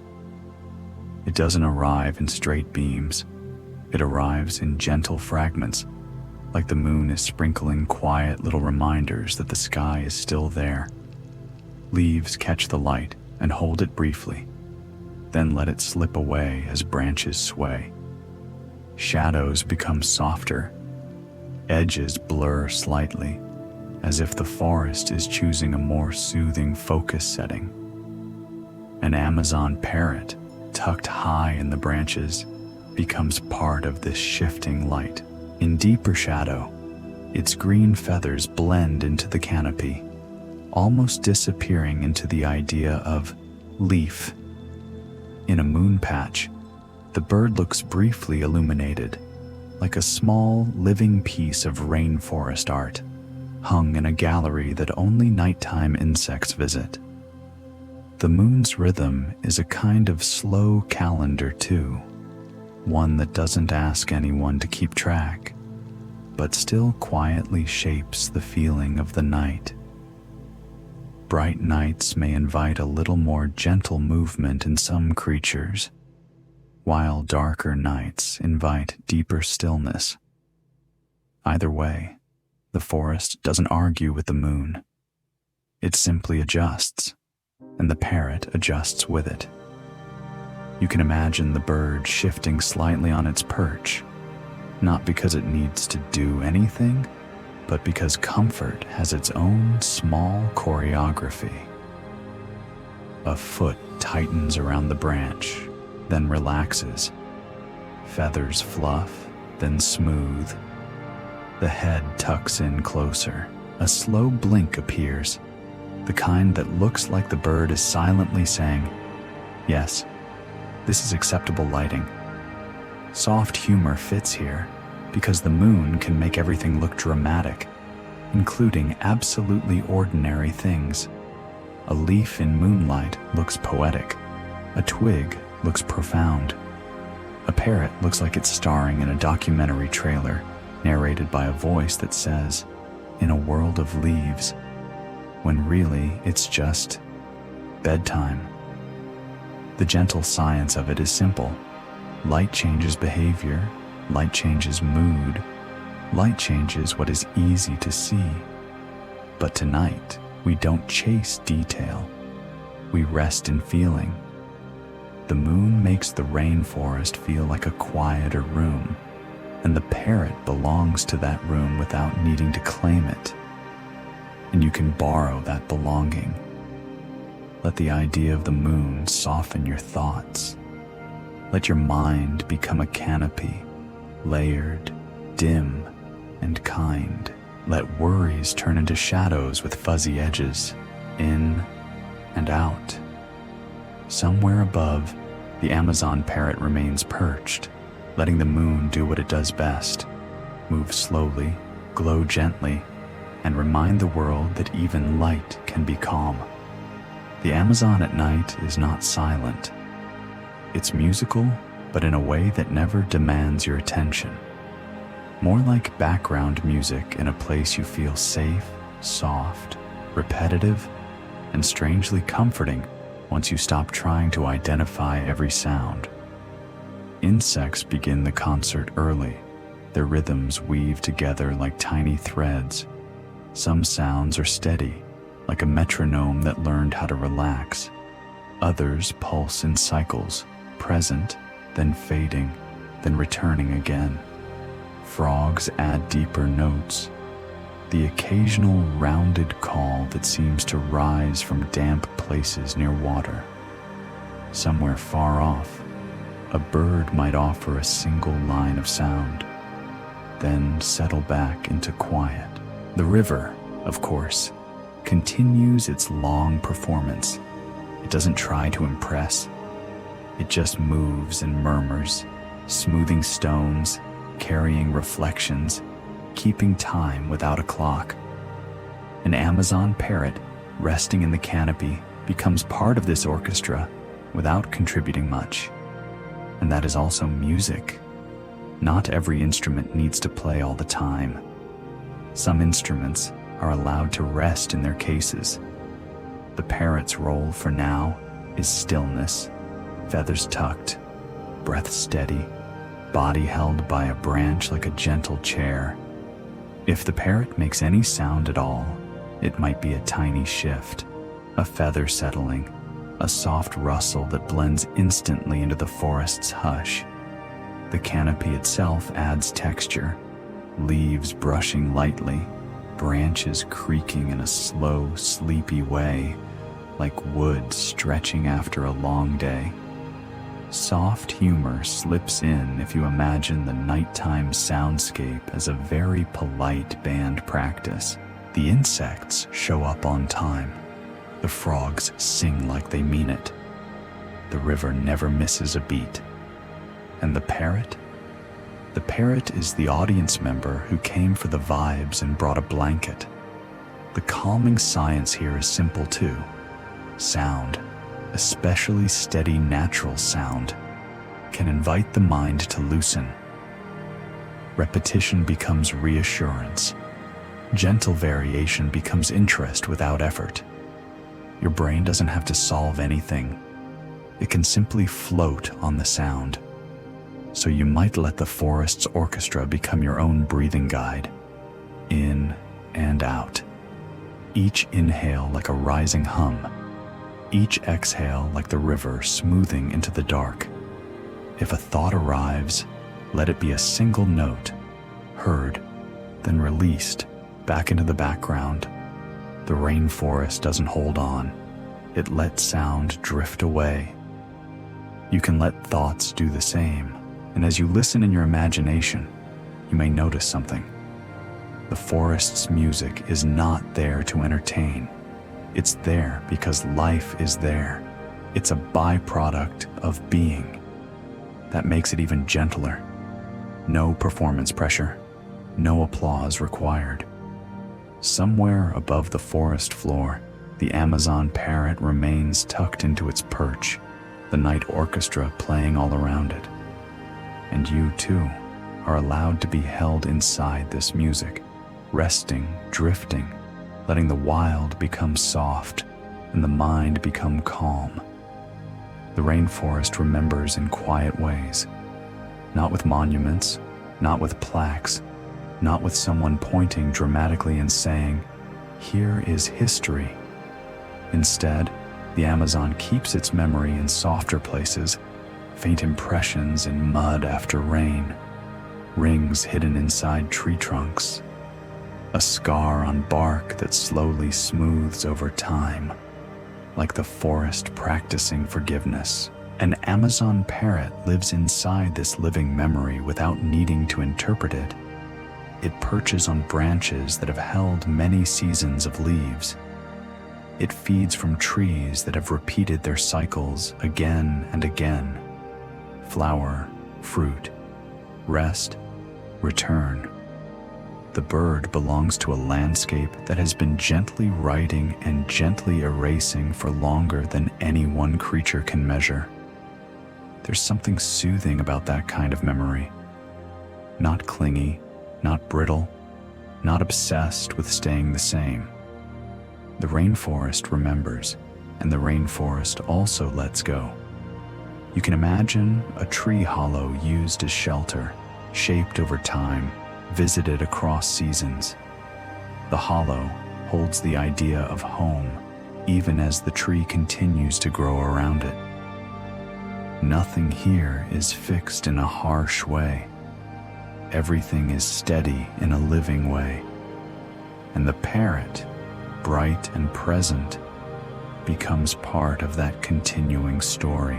It leaves traces too, tiny feather down caught on bark, a softened path of repeated perches, seeds carried and dropped in places that may one day become new green. This is one of nature's quieter wonders, memory that isn't trapped in the past, memory that becomes the soil for what comes next. Soft humor fits here because the rainforest is both ancient and extremely casual about it. Imagine being thousands of years old and still being like, anyway, here's some moss. Moss, by the way, is the rainforest's way of saying, I have all the time in the world, and I plan to use it to be soft. If you bring your own memories into this moment, your own tracks, your own marks, you can hold them like the forest does, lightly, kindly, without forcing them to stay sharp. Some things fade. That doesn't mean they were meaningless. It just means life continues to make room, and in that room, rest becomes possible. So take a slow breath, the kind that feels like damp earth after rain. In and out. Let your mind imagine footprints in soft mud, slowly smoothing over as water returns, Let it imagine tree rings forming quietly inside bark, unseen but present. Let it imagine the parrot perched, unaware of history as a concept, but fully part of a world that holds history gently. What nature teaches here is not a lesson to memorize. It's a feeling to settle into. You can be shaped by what came before and still soften. You can remember and still rest. You can belong to the story without needing to hold every page open. In the Amazon, intelligence often looks like balance. Not balance as a perfect frozen symmetry, but balance as a living conversation, feedback, adjustment, return. Rain falls, plants drink, fruit grows, animals eat, seeds travel, new plants appear, shade spreads, moisture stays, light shifts, leaves respond. Everything listens, everything answers. It's not loud, it's not a debate. It's more like a gentle exchange of nods. An Amazon parrot fits into this quietly intelligent system with ease. It eats fruit and seeds, and in doing so, it moves life around, carrying, dropping, dispersing in ways that help the forest renew itself. The parrot doesn't need to know it is helping. It simply lives its routine, and the ecosystem shapes itself around that routine, like a soft fabric settling around a familiar form. This is one of the rainforest's most soothing ideas. You don't have to be heroic to be useful. You can be ordinary and still be part of a great, patient intelligence. The canopy, too, participates. Leaves gather light and turn it into growth.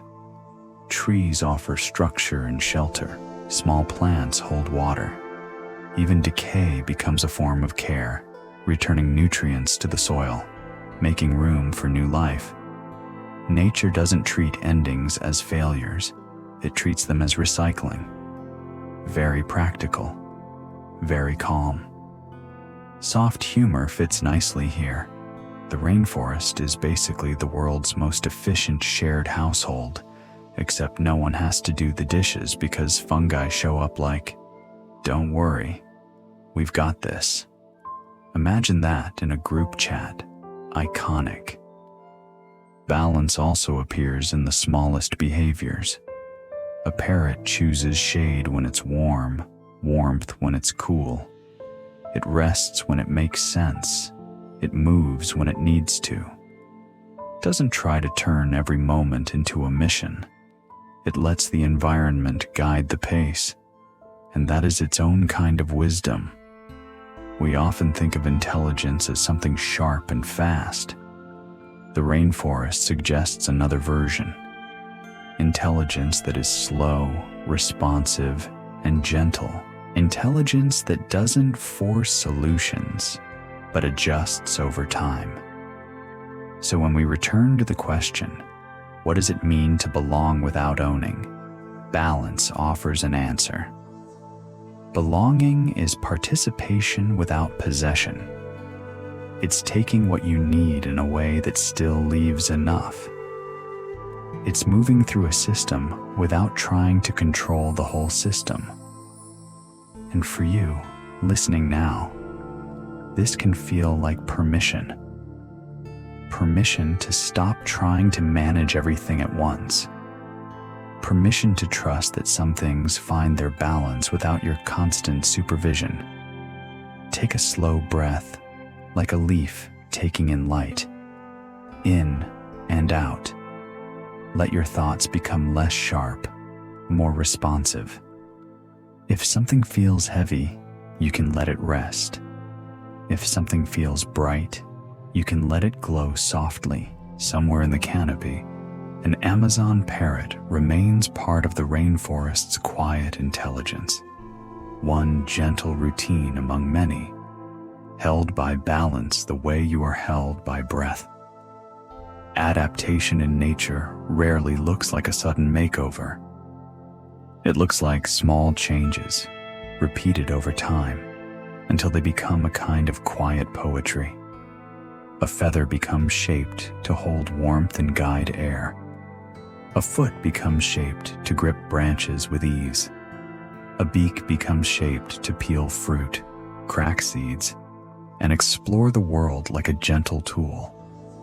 None of it happens quickly. None of it needs applause. It simply accumulates, patient design written in bodies.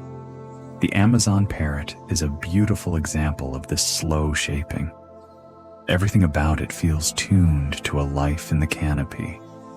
The toes that wrap around branches, the balanced posture, the beak that works like a careful hand, the colors that echo leaves, blending the bird into its home until it becomes hard to tell where leaf ends and feather begins.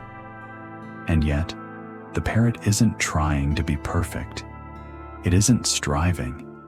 It simply is what fits, because fitting has been gently rewarded by time. This is the soothing part. Nature doesn't demand immediate transformation. It allows gradual becoming. Soft humor can drift in here because the parrot's design is so practical, it almost feels like it had a thoughtful engineer. We'll give you a beak that opens food and also helps you climb. The parrot, probably. That seems reasonable. Also, could we add a color palette that matches leaves? Nature. Sure, complementary. Adaptation also shows up in behavior, learning routes, choosing the best perches, adjusting feeding depending on what the forest offers. These are small flexibilities, quiet skills. The parrot doesn't need to conquer the canopy. It cooperates with it. And you can let that idea land softly in your own mind. You don't need to overhaul yourself tonight. You don't need a dramatic reinvention. You can be like the rainforest, capable of small adjustments, gentle shifts, slow returns to what feels right. If something in your day felt too much, you can let your nervous system do a tiny adaptation now, loosening the shoulders, softening the brow, easing the breath, in and out. Adaptation can be as simple as turning toward comfort, like the parrot leaning into shade, like feathers fluffing for warmth, like a beak tidying a wing until everything sits more comfortably. And as we continue through this sleepy documentary, let the idea of slow change become a lullaby. Not the kind that pushes you, the kind that reassures you. You are allowed to become gently. You are allowed to change without force. You are allowed to belong without owning the whole story. Somewhere above the forest floor, an Amazon parrot settles into the canopy's soft architecture, an animal shaped by time, living in time, resting in time.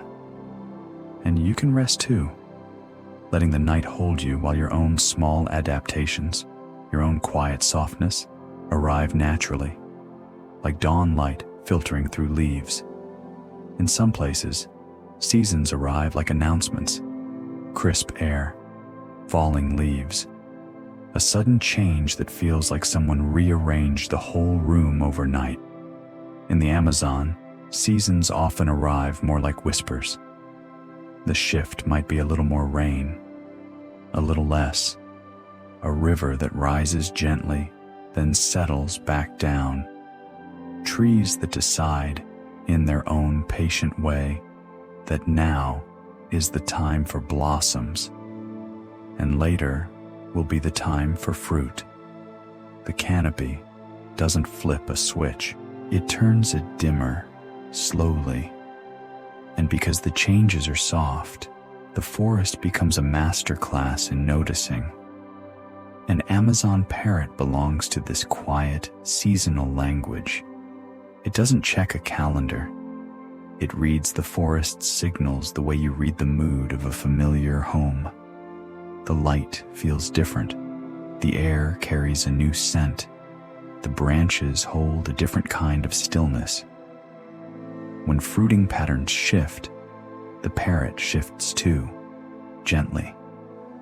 It drifts toward trees that offer what it needs. It spends a little more time in one area, a little less in another.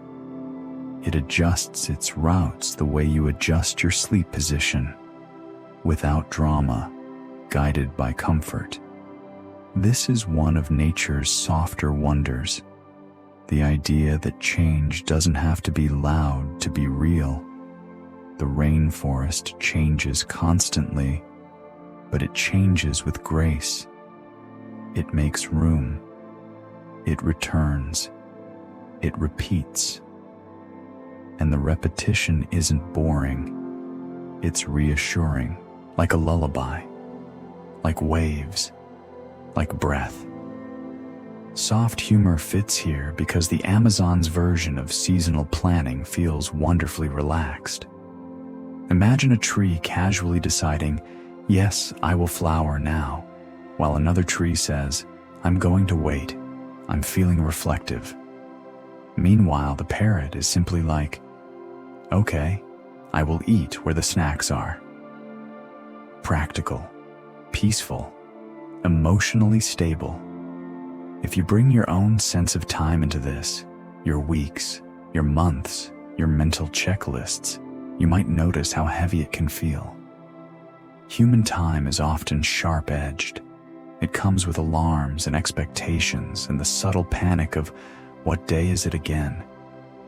The Amazon offers a gentler alternative. Time as a slow pattern you can float inside. A season as a gradual tilt. A shift in rainfall as a quiet change in the soundscape. A new fruiting tree as a soft invitation to wander a little. So take a breath that feels like a season turning in and out. Let your thoughts soften into cycles rather than deadlines. Let your body remember that it knows how to rest, the way the forest knows how to hold moisture and release it again. And somewhere above, an Amazon parrot continues its calm life in this whispered seasonal world, belonging to time without trying to control it, living inside the gentle truth the rainforest repeats.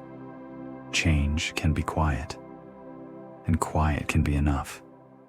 Cooperation in nature doesn't always look like teamwork meetings. Often, it looks like small favors happening quietly, all day long, without anyone keeping score. A flower opens, inviting a visitor. A bee arrives, collects, leaves. A bird eats fruit, carries seeds, drops them somewhere new. A tree offers shade, and in that shade, moisture stays a little longer, allowing delicate plants to live comfortably. The forest becomes a web of gentle exchanges. Give and receive and give. So steady it feels like breathing. The Amazon parrot is part of this quiet cooperation simply by being itself. It moves through the canopy, visiting fruiting trees, tasting what ripeness offers. In doing so, it helps seeds travel. It participates in the forest's ongoing renewal without needing to try. No speeches, no certificates, just living. There's something deeply calming about that. Contribution without pressure. Sometimes we imagine that helping must be exhausting, or complicated, or loud. The rainforest shows another version. Helping can be natural. It can be woven into ordinary routines. Soft humor fits here because nature's cooperation is extremely casual. The forest is basically a giant neighborhood potluck, except nobody announces what they're bringing. Fruit shows up like, "Surprise." Parrots arrive like, "Thank you." Seeds travel like, "See you later." And fungi, always reliable, Quietly clean up everything, like the friend who says, "Don't worry, I'll handle it," and actually means it. Even shelter can be a shared gift. A large tree doesn't intend to support life, but it does. Vines climb it, birds rest in it, insects live around it. A hollow forms, and suddenly a small interior exists, room for rest, for warmth, for quiet. Nature's cooperation is often a side effect of existing together. And that creates a kind of peace, the feeling that you don't have to earn your place by constant effort. You can belong by participating gently. When we return to our question, what does it mean to belong without owning? Cooperation offers a soft answer. You belong by being part of the flow of giving and receiving, without trying to possess the whole system. You take fruit without taking the tree. You use shade without taking the sky. You rest in a hollow without claiming the forest. You simply join the network with a respectful touch. So as you listen, you might let your own mind become a little more cooperative with you. Instead of arguing with your tiredness, you can support it. Instead of pushing your thoughts, you can let them settle. You can offer yourself the quiet gift of permission, in and out. Imagine the canopy as a living web of calm exchanges, leaves trading light for growth, rain trading sky for river, parrots trading movement for seed dispersal. Everything quietly supporting everything else, without any one piece needing to carry the whole forest. And inside that gentle cooperation, you are allowed to rest. You are allowed to receive. You are allowed to belong. In the rainforest, life cycles don't feel like harsh lines. They feel like soft doors, opening, closing, and opening again somewhere else. A fruit ripens, then falls. A leaf grows, then browns, then becomes part of the soil. A branch breaks, and light enters a new space, inviting new plants to rise.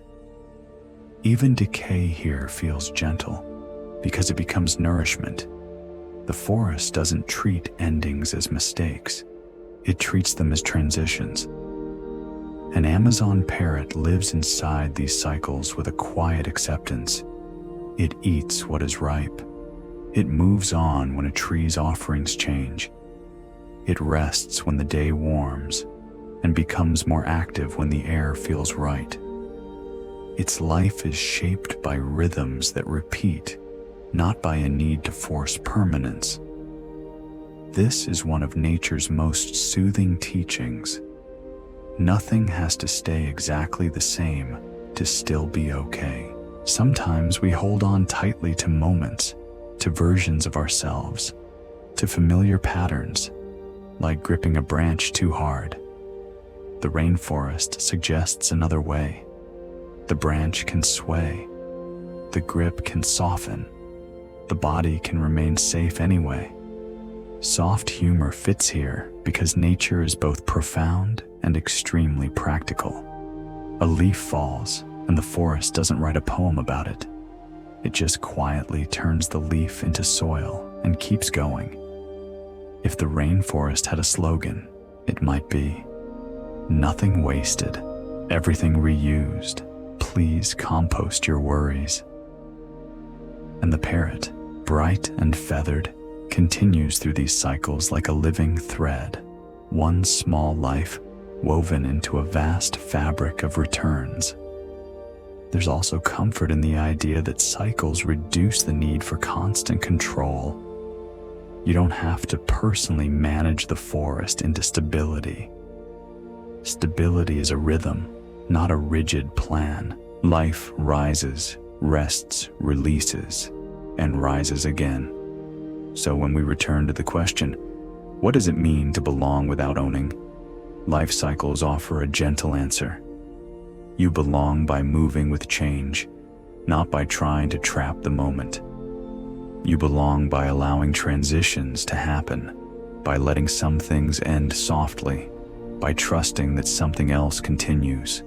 And tonight, you can practice that in the simplest way, by letting the day end, letting the tension release, letting the mind stop gripping, in and out. Imagine a leaf floating down through the canopy, slow and unbothered, landing on damp earth. Imagine time smoothing it into soil. Imagine new green rising later, quietly, with no fuss. Somewhere above, an Amazon parrot settles into rest, eyes soft, feathers tucked, participating in the nightly cycle of letting go. And you can do the same. You can let this moment be a soft door into sleep. No force, no struggle, just a gentle closing and the calm belonging that comes with it. The Amazon does not worship speed. It doesn't celebrate hurry. It doesn't hand out awards for fastest vine growth or quickest cloud movement. It simply exists at the pace that keeps everything alive, often slow, often steady, almost always patient. Even when something moves quickly, it does so within a world that is fundamentally unhurried. The canopy still takes its time. Rivers still bend instead of cutting straight. Trees still grow in small increments you can't see from one day to the next. Slowness here isn't laziness. It's a form of wisdom. An Amazon parrot embodies this serenity in its routines. It doesn't treat feeding as a race. It holds fruit, turns it, tastes it, pauses. It preens feather by feather, as if each one deserves a tiny moment of attention. It rests in shade because rest makes sense. It moves when it needs to, and it stops when stopping feels right. This is the kind of lifestyle that would make a productivity guru faint. Gently, onto a very comfortable moss bed. Soft humor fits here naturally because the rainforest is full of creatures who seem to have mastered doing less with incredible confidence. Moss, especially, is the undefeated champion. Moss never hurries. Moss is living proof that slow can still be wildly successful. If Moss had an online course, it would be called Be Soft, Be Patient, Thrive Anyway. Slowness also changes how the mind feels. When you imagine the forest's pace, your thoughts begin to match it. Sharp edges round off. The urge to solve everything quiets down. You start to notice small comforts, a breeze, a leaf shadow, a steady sound, and that noticing is restful. When we return to our question, what does it mean to belong without owning? Slowness offers a gentle answer. You belong by allowing the world to be what it is, at the speed it is. You don't force it to match your urgency. You don't try to grab time and squeeze it into productivity. You float inside it. Tonight, you can borrow that serenity. You can let your breath become slower than your thoughts, in and out. You can let your body feel heavy in the best way, like a branch that trusts it is held by a tree. You can let your mind stop sprinting across the future and return to this simple moment, a voice, a calm story, a soft forest, a resting parrot. And if a thought appears that says, I should be doing something, you can answer with the rainforest's quiet confidence, not right now. Not as rebellion, as belonging. Because the truth is, you don't have to earn rest by exhaustion. You can rest because rest is part of life's rhythm, the way shade is part of the canopy. Somewhere above the forest floor, an Amazon parrot remains perched, unhurried and at ease, showing you, without trying, that slowness can be a home you return to anytime. The rainforest teaches letting go in small, steady ways. A leaf loosens from its stem and floats down. A fruit drops when it is ready. A river releases the shape of a ripple and makes a new one without grief. The forest doesn't cling. It continues, and in continuing, it stays soft. For an Amazon parrot, home isn't a single object to possess. It's a familiarity, a set of trees, roots, perches, and hollows, a feeling of fitting into the canopy's architecture. The parrot returns, again and again, not because it owns anything, but because it belongs. And that belonging has a quiet gentleness to it. It doesn't require tight grip. It doesn't require guarding. It simply requires returning. This is a lovely way to think about your own rest tonight. You don't have to hold every thought. You don't have to carry every day. You can let some things fall away, like leaves falling naturally, not as failure, just as seasonal release. Soft humor fits here, like a lullaby with a wink. Even the stones seem relaxed. They've had practice. Imagine being a stone, and your entire life goal is remain here calmly. Honestly, that's commitment. That's consistency. That's brand identity. The parrot, too, practices a kind of nightly letting go. It settles into a perch, tucks its head, softens its feathers, and releases the need to move. Its body trusts the branch trusts the tree trusts the earth, and the earth simply holds everything quietly, without asking for thanks. When we return to our question, what does it mean to belong without owning? Returning offers an answer. Belonging can be a repeated soft arrival, not a possession. You belong to places that feel safe to return to. You belong to rhythms that welcome you back. You belong to quiet moments that don't demand anything else. So tonight, let sleep be your return. Return to your breath, in and out. Return to the feeling of being held by the bed, by the room, by the gentle story you're listening to. If your mind wanders, let it wander like a bird gliding through leaves, and let it come back when it's ready. No scolding, no chasing, just a soft return. Somewhere in the canopy, an Amazon parrot rests, bright feathers tucked into darkness, belonging to the night without owning it.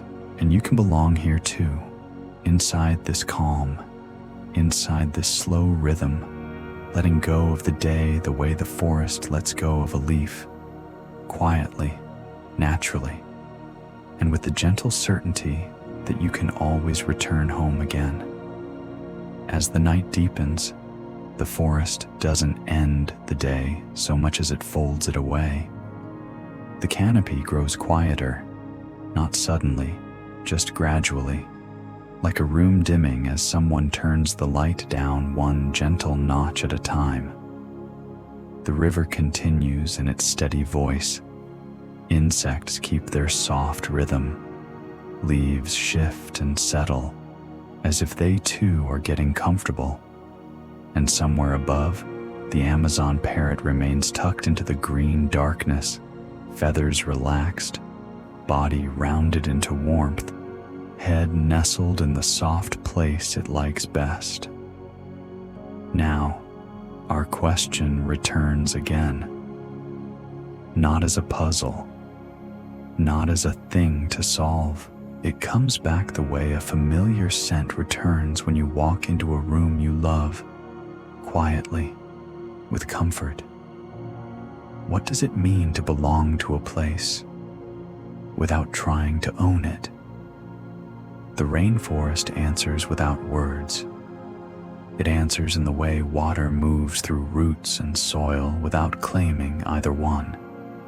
It answers in the way the parrot rests on a branch without turning the branch into a possession.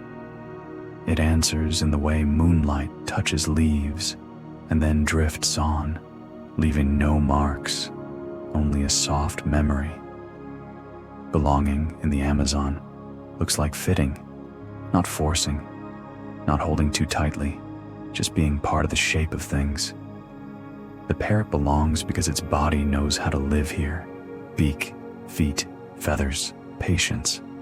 The forest belongs because it continues to offer space and rhythm. And the relationship remains gentle because neither one needs to own the other to exist safely. Even the air belongs to everyone. It moves through the canopy, through feathers, through your imagination, without asking permission. It simply circulates, calm and generous.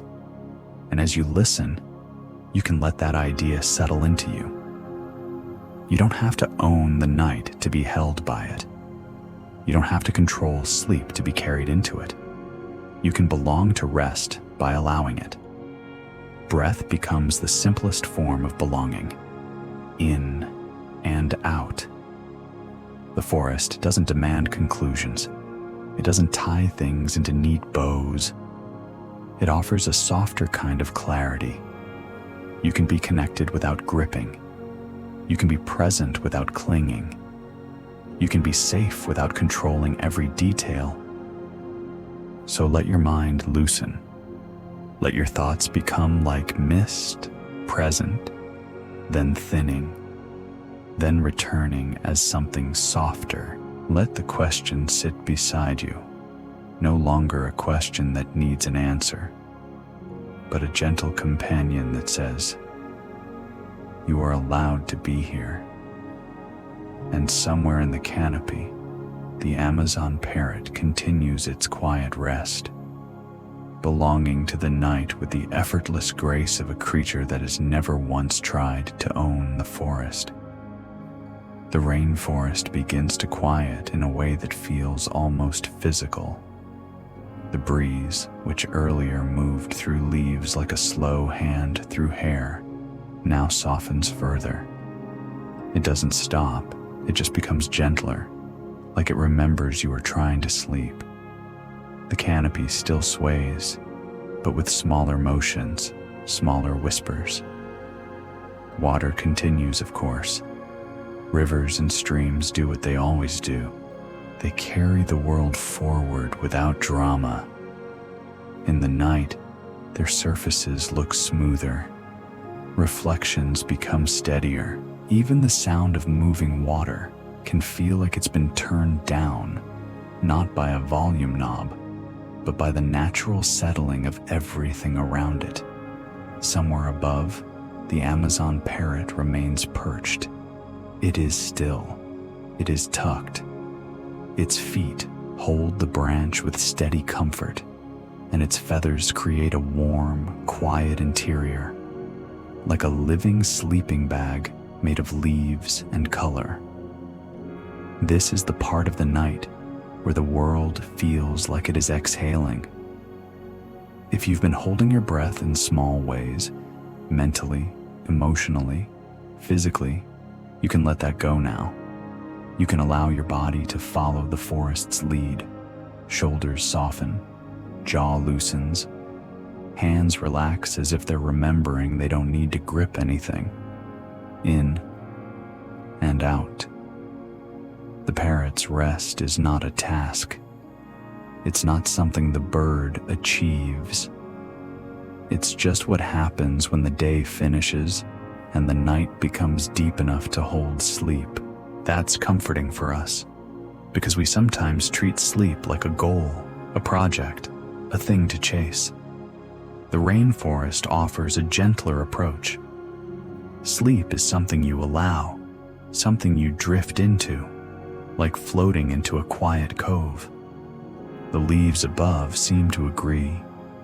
They settle, they overlap, they create a soft ceiling. The air remains warm and steady. The sounds remain present but unintrusive, like distant conversation that doesn't require your participation. Even the insects sound less like a performance and more like a steady hum, as if the whole forest is quietly humming you into rest. In this softened world, you don't need to solve anything. You don't need to plan. You don't need to be alert. You can simply rest in the motion of water and the easing of wind. Somewhere in the canopy, the Amazon parrot continues to belong to this quiet, held by branch, held by night, held by the slow certainty that everything can settle. And you can settle too. Not quickly, not forcefully, just gently, as if you are becoming part of the rainforest's calm rhythm, breath by breath, softer and softer, until the mind begins to smooth like water in the dark. Now imagine the canopy from above, an endless quilt of leaves, layered and soft, stitched together by vines and branches. The night turns it into a sea of deep green darkness, with only small patches of light where the moon finds its way through. Everything looks slower in this light. Even distance feels gentle. We drift downward through this green, not as a fall, not as a descent with weight, more like a feather floating, slow, patient, effortless. Somewhere in that layered world, the Amazon parrot remains tucked into its perch. You don't have to see it clearly now. It's enough to know it is there, resting, steady. A small life held in the quiet architecture of leaves. As we drift, we pass branches that sway like sleepy hands. Leaves overlap and make soft shadows. The air feels warm and thick in the kindest way, like the forest is holding its own comfort close. The sounds soften further. The river remains, but more distant now. Insects continue, but like a lullaby you no longer need to pay attention to.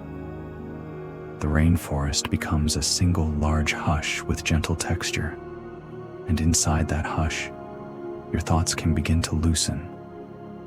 If a thought tries to climb upward, toward worries, toward plans, you can let it do so slowly, and then let it drift back down again, the way a leaf drifts back to earth after catching a little air, in and out. You don't need to hold on to the day. You don't need to replay it. The forest doesn't replay the day. It releases it. It folds it away into night, and it continues to breathe. We return again, softly, to the question we've carried. What does it mean to belong without owning? Here in the green darkness, the answer doesn't need words. Belonging can simply be drifting inside a place that holds you, like the parrot held by its branch, like the branch held by the tree, like the tree held by the earth, like you held by your bed, your room, your breath. The rainforest offers belonging the way it offers shade, quietly, naturally, without demanding anything in return. And as we drift lower into stillness, the last sharp edges of thought begin to blur. The mind becomes softer, like the forest's shadows. You may notice your eyelids feel heavier. You may notice your body feels warmer. You may notice the gentle relief of not needing to do anything. Let that be enough. We drift. We settle. We quiet. And somewhere above, the Amazon parrot rests in the canopy, perfectly at home in the dark. There is a kind of safety in the rainforest at night that doesn't come from control. It comes from rhythm, from repetition, from the steady agreement between living things and the world that holds them. Leaves continue to overlap, creating soft shelter, The river continues to move, creating steady sound. The air continues to circulate, warm and slow. Insects continue their gentle chorus, as if the night itself is breathing out through them. And the Amazon parrot remains tucked into its perch, quiet, compact, comfortable. It isn't guarding the night. It isn't monitoring the forest. It simply rests, trusting the branch, trusting the familiar shape of its world. That trust is soothing to imagine, because it reminds you that rest doesn't require vigilance. Rest can happen when you allow yourself to be held by what is already supporting you. Your bed supports you. The room holds you. The night surrounds you. And your breath continues, steady and kind, in and out. This is the moment where the world feels smaller in a good way, not cramped, just contained, like being inside a warm room while rain taps on the roof outside. The rainforest becomes a distant canopy above, a distant river below, a gentle story around you. If you've been carrying tension, you can set it down now, like a heavy bag you forgot you were holding. Shoulders drop, forehead smooths, the space behind the eyes softens. Even the tongue can relax in the mouth, like it finally got permission to stop trying. The question we've carried, what does it mean to belong without owning, can now become something quieter than a question. It can become a feeling. You can belong to rest. You can belong to calm. You can belong to this moment without needing to grasp it. Nothing needs to be decided tonight. Nothing needs to be solved. The rainforest does not solve itself each evening. It simply becomes night, and night becomes a place to rest. Somewhere in the canopy, the Amazon parrot continues its sleep, feathers tucked, breath steady, mind quiet in the way animal minds often are when they trust their world. And you can trust this moment too. Let your breathing slow. Let the story fade into softness. Let the night's small safety hold you gently as you drift toward deeper sleep, quieting, loosening, settling, until even your thoughts begin to feel like leaves resting in still air. Now the rainforest feels less like a place to picture and more like a texture to rest inside. The canopy is a soft ceiling. The river is a steady breath. The night air is warm and gentle, moving slowly as if it has nowhere else to be, and no desire to rush, even if it did. Somewhere above, the Amazon parrot remains tucked in sleep. You don't need to see it clearly anymore. It can be just a quiet presence, a small feathered calm held by a branch, a reminder that rest is natural, not earned. Leaves overlap in layers, each one settling into the next, like thoughts settling into quiet. The soundscape thins to its simplest forms, a hum, a hush, a distant water murmur that feels like it has always existed and will continue without needing you to supervise it.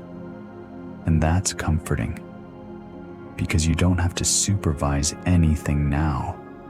Not your day, not tomorrow, not the shape of the world. You can simply be here, held. If your mind tries to wander into planning, let it wander gently, like mist drifting across the forest floor. It can move slowly. It can thin out. It can disappear into the trees. No chasing, no tugging, just a soft release, in and out. Notice how the breath becomes easier when you stop trying to make it right. It finds its own pace. It deepens on its own. It smooths on its own, like a river that doesn't need instructions. You might imagine a leaf falling, not as an event, but as a quiet surrender to gravity. The leaf floats, turns once or twice, then lands without a sound that matters, and then it simply rests, becoming part of the forest's soft ground. Your thoughts can do that too. They can turn, they can drift, they can land, and then they can rest. Soft humor can still exist here, but it becomes tiny, like a lullaby wink. Imagine even the trees snuggling in for the night, trying to get comfortable like, okay, this branch is my good side. A forest full of beings quietly rearranging themselves into comfort. Very relatable. The Amazon parrot, still asleep, doesn't fight the night. It belongs to it. It lets it hold the body. It lets it quiet the mind. And you can let the night hold you too. Feel the weight of your body supported. The parts of you that were working all day can stop working now. The muscles can soften. The face can relax. In and out. Everything becomes leaf soft. Everything becomes slow. Everything becomes safe enough to drift. And as the rainforest continues its gentle hum around you, you can sink deeper into rest, like a feather settling into the quiet wild, carried by calm, carried by breath, carried by the slow, patient rhythm of night. The river continues. It doesn't announce itself. It doesn't demand attention. It simply keeps moving, smoothing the world one quiet moment at a time. In the Amazon, water is the soft backbone of everything. Rivers, streams, hidden channels, even the moisture in leaves. And at night, the river becomes a lullaby with no beginning and no end. It just is. Listen in your imagination. A low, steady murmur, sometimes a little brighter where water slips over stones, sometimes deeper where it gathers into darker pools. Always patient, always unhurried. Your breath can follow that, in and out. Each inhale like water rising gently around a bend. Each exhale like water settling back into its path. Somewhere in the canopy, the Amazon parrot remains asleep, held by a branch. Its world is narrow now, feathers, warmth, quiet. The bird doesn't need to track the river, but the river's sound still reaches up through the forest, threading calm into everything. And calm does not require effort. It arrives through repetition, through steadiness, through the gentle trust that things can keep going without you holding them up. Sometimes we carry the feeling that if we don't keep thinking, something will fall apart. But the river shows another truth. Life keeps flowing, whether you watch it or not. Soft micro-humor fits here, barely audible. The river never tries to optimize. It doesn't take productivity courses. It's been like, I will move downhill, slowly, for a very long time, and it seems to be doing just fine. Let that simplicity soothe you. You don't have to optimize rest. You don't have to chase sleep. You can let sleep happen the way the river happens, by following the path of least resistance. If a thought comes, let it float past like a small leaf on the surface. No need to grab it. No need to analyze it. It can drift onward and out of sight, in and out. The forest around the river feels heavier now, not in a bad way, more like a blanket settling. The sound of insects becomes softer, more distant. Leaves become more still. Even the moonlight feels quieter, as if it's dimming itself out of courtesy. And through it all, the river keeps the pace, steady, smooth, unbothered. Let your mind match that steadiness. Let your body sink into that smoothness. You are not required to do anything right now. You are allowed to be carried. And as the river continues its long, gentle story, your awareness can become thinner and softer, like mist dissolving into night, until there is only breath, and then less than breath, and then the quiet comfort of drifting into sleep. The rainforest repeats itself in ways that feel safe. Leaves overlap, shadows layer, sounds return in gentle cycles. Even the smallest movements, one leaf brushing another, one insect's rhythm repeating, create a steady pattern that the mind can rest on. Repetition is one of nature's kindest tools.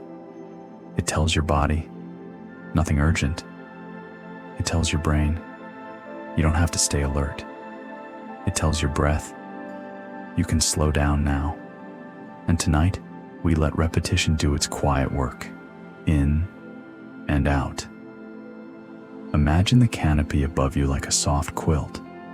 Thousands of leaves, each one slightly different, but together forming a single gentle whole. The quilt moves with the breeze in slow ripples. Not waves, ripples. The kind that don't disturb anything. The Amazon parrot remains asleep somewhere in that quilt of green. Feathers tucked, body warm, mind quiet. The bird becomes part of the pattern. One more soft shape in the canopy's layered comfort. You may notice your own mind becoming patterned too. Thoughts appear, then fade. Sensations rise, then settle. The rhythm of your breathing continues, steady, repetitive, reassuring, in and out. If you like, you can let this repetition become a simple counting without effort, like a slow rocking. 1, on the inhale. 2, on the exhale. Not a task, just a gentle drift. 1, 2. The rainforest does not count, of course. It simply repeats. But your mind often relaxes when it has something small and steady to follow, like a hand resting on a slow heartbeat. Soft micro-humor whispered. Even the leaves are doing the same thing over and over, being leaves. They never get bored. They never reinvent themselves. They just keep being quietly excellent at leafness. You can be quietly excellent at resting. You don't have to reinvent yourself tonight. You don't have to solve anything. You can simply repeat the simplest thing, breathing in and out. As repetition continues, the edges of attention begin to blur. The canopy becomes less seen and more feeling. The river becomes less sound and more comfort. The parrot becomes less animal and more symbol of rest, a reminder that sleep is a natural state, a place living beings return to without fuss. And as the rainforest repeats its quiet patterns around you, you can let yourself dissolve into them, like a note fading into a lullaby, like mist thinning into air, like the day softening into night. Now there is less to hold, less to imagine, less to follow. The rainforest becomes a simple set of gentle sensations, a soft hum in the distance, a warm air slowness, a quiet feeling of being surrounded by leaves. The details blur on purpose, the way a room blurs when you're half asleep and your eyes stop caring about edges. Somewhere above, the Amazon parrot remains asleep, perfectly uninterested in the concept of staying awake. Feathers tucked, breath steady, body held by branch. The bird doesn't resist the night. It lets night happen, and you can let sleep happen too. In and out. If a thought appears, it can be small, it can be quiet. It can be like a single insect note in the far distance. Heard, then gone. You don't have to chase it. You don't have to answer it. You can let it pass through, like air moving through leaves. You might notice your body feels heavier, but in a comfortable way, like settling deeper into a soft surface. Muscles soften without being asked. The face relaxes. The tongue rests. The spaces behind the eyes loosen. Everything becomes simpler. Breath, warmth, quiet, in and out. Soft micro-humor, barely there. Even the stones seem relaxed. They've had practice. The rainforest is full of beings that have been resting successfully for a very long time. You're in good company. Now the canopy is only a feeling. The river is only a hush. The parrot is only a soft presence of calm. The night is only a gentle container. And inside that container, you don't have to be anyone in particular. You don't have to perform. You don't have to think. You can simply drift, in and out. The mind begins to loosen its grip on language. Words become softer, sentences become slower, meaning becomes less important than comfort, and that is perfect. Because sleep is not an idea. Sleep is a settling, a soft folding inward, a quiet return. So let the rainforest fade into a warm background. Let the parrot remain asleep without needing you to watch it. Let the night continue without needing your attention. And let your awareness slip gently, gently, into almost nothing, until almost nothing becomes sleep. The rainforest continues in the dark, slow and steady. The canopy holds its quiet layers. The river keeps moving without effort. The insects keep their soft rhythm, like a distant lullaby that doesn't need an ending. Somewhere in the leaves, the Amazon parrot remains asleep, feathers tucked, body warm, mind quiet in the simplest way. And you are allowed to be the same, in and out. There is nothing to finish, nothing to solve, nothing to carry into the night, only the gentle feeling of being held by a world that knows how to soften. The last images are simple. Moonlight touching leaves, then drifting away. Water smoothing itself into darkness. Air moving slowly through green. And then less image. And then less thought. And then only rest. Everything flows through the wild. Sleep in that motion.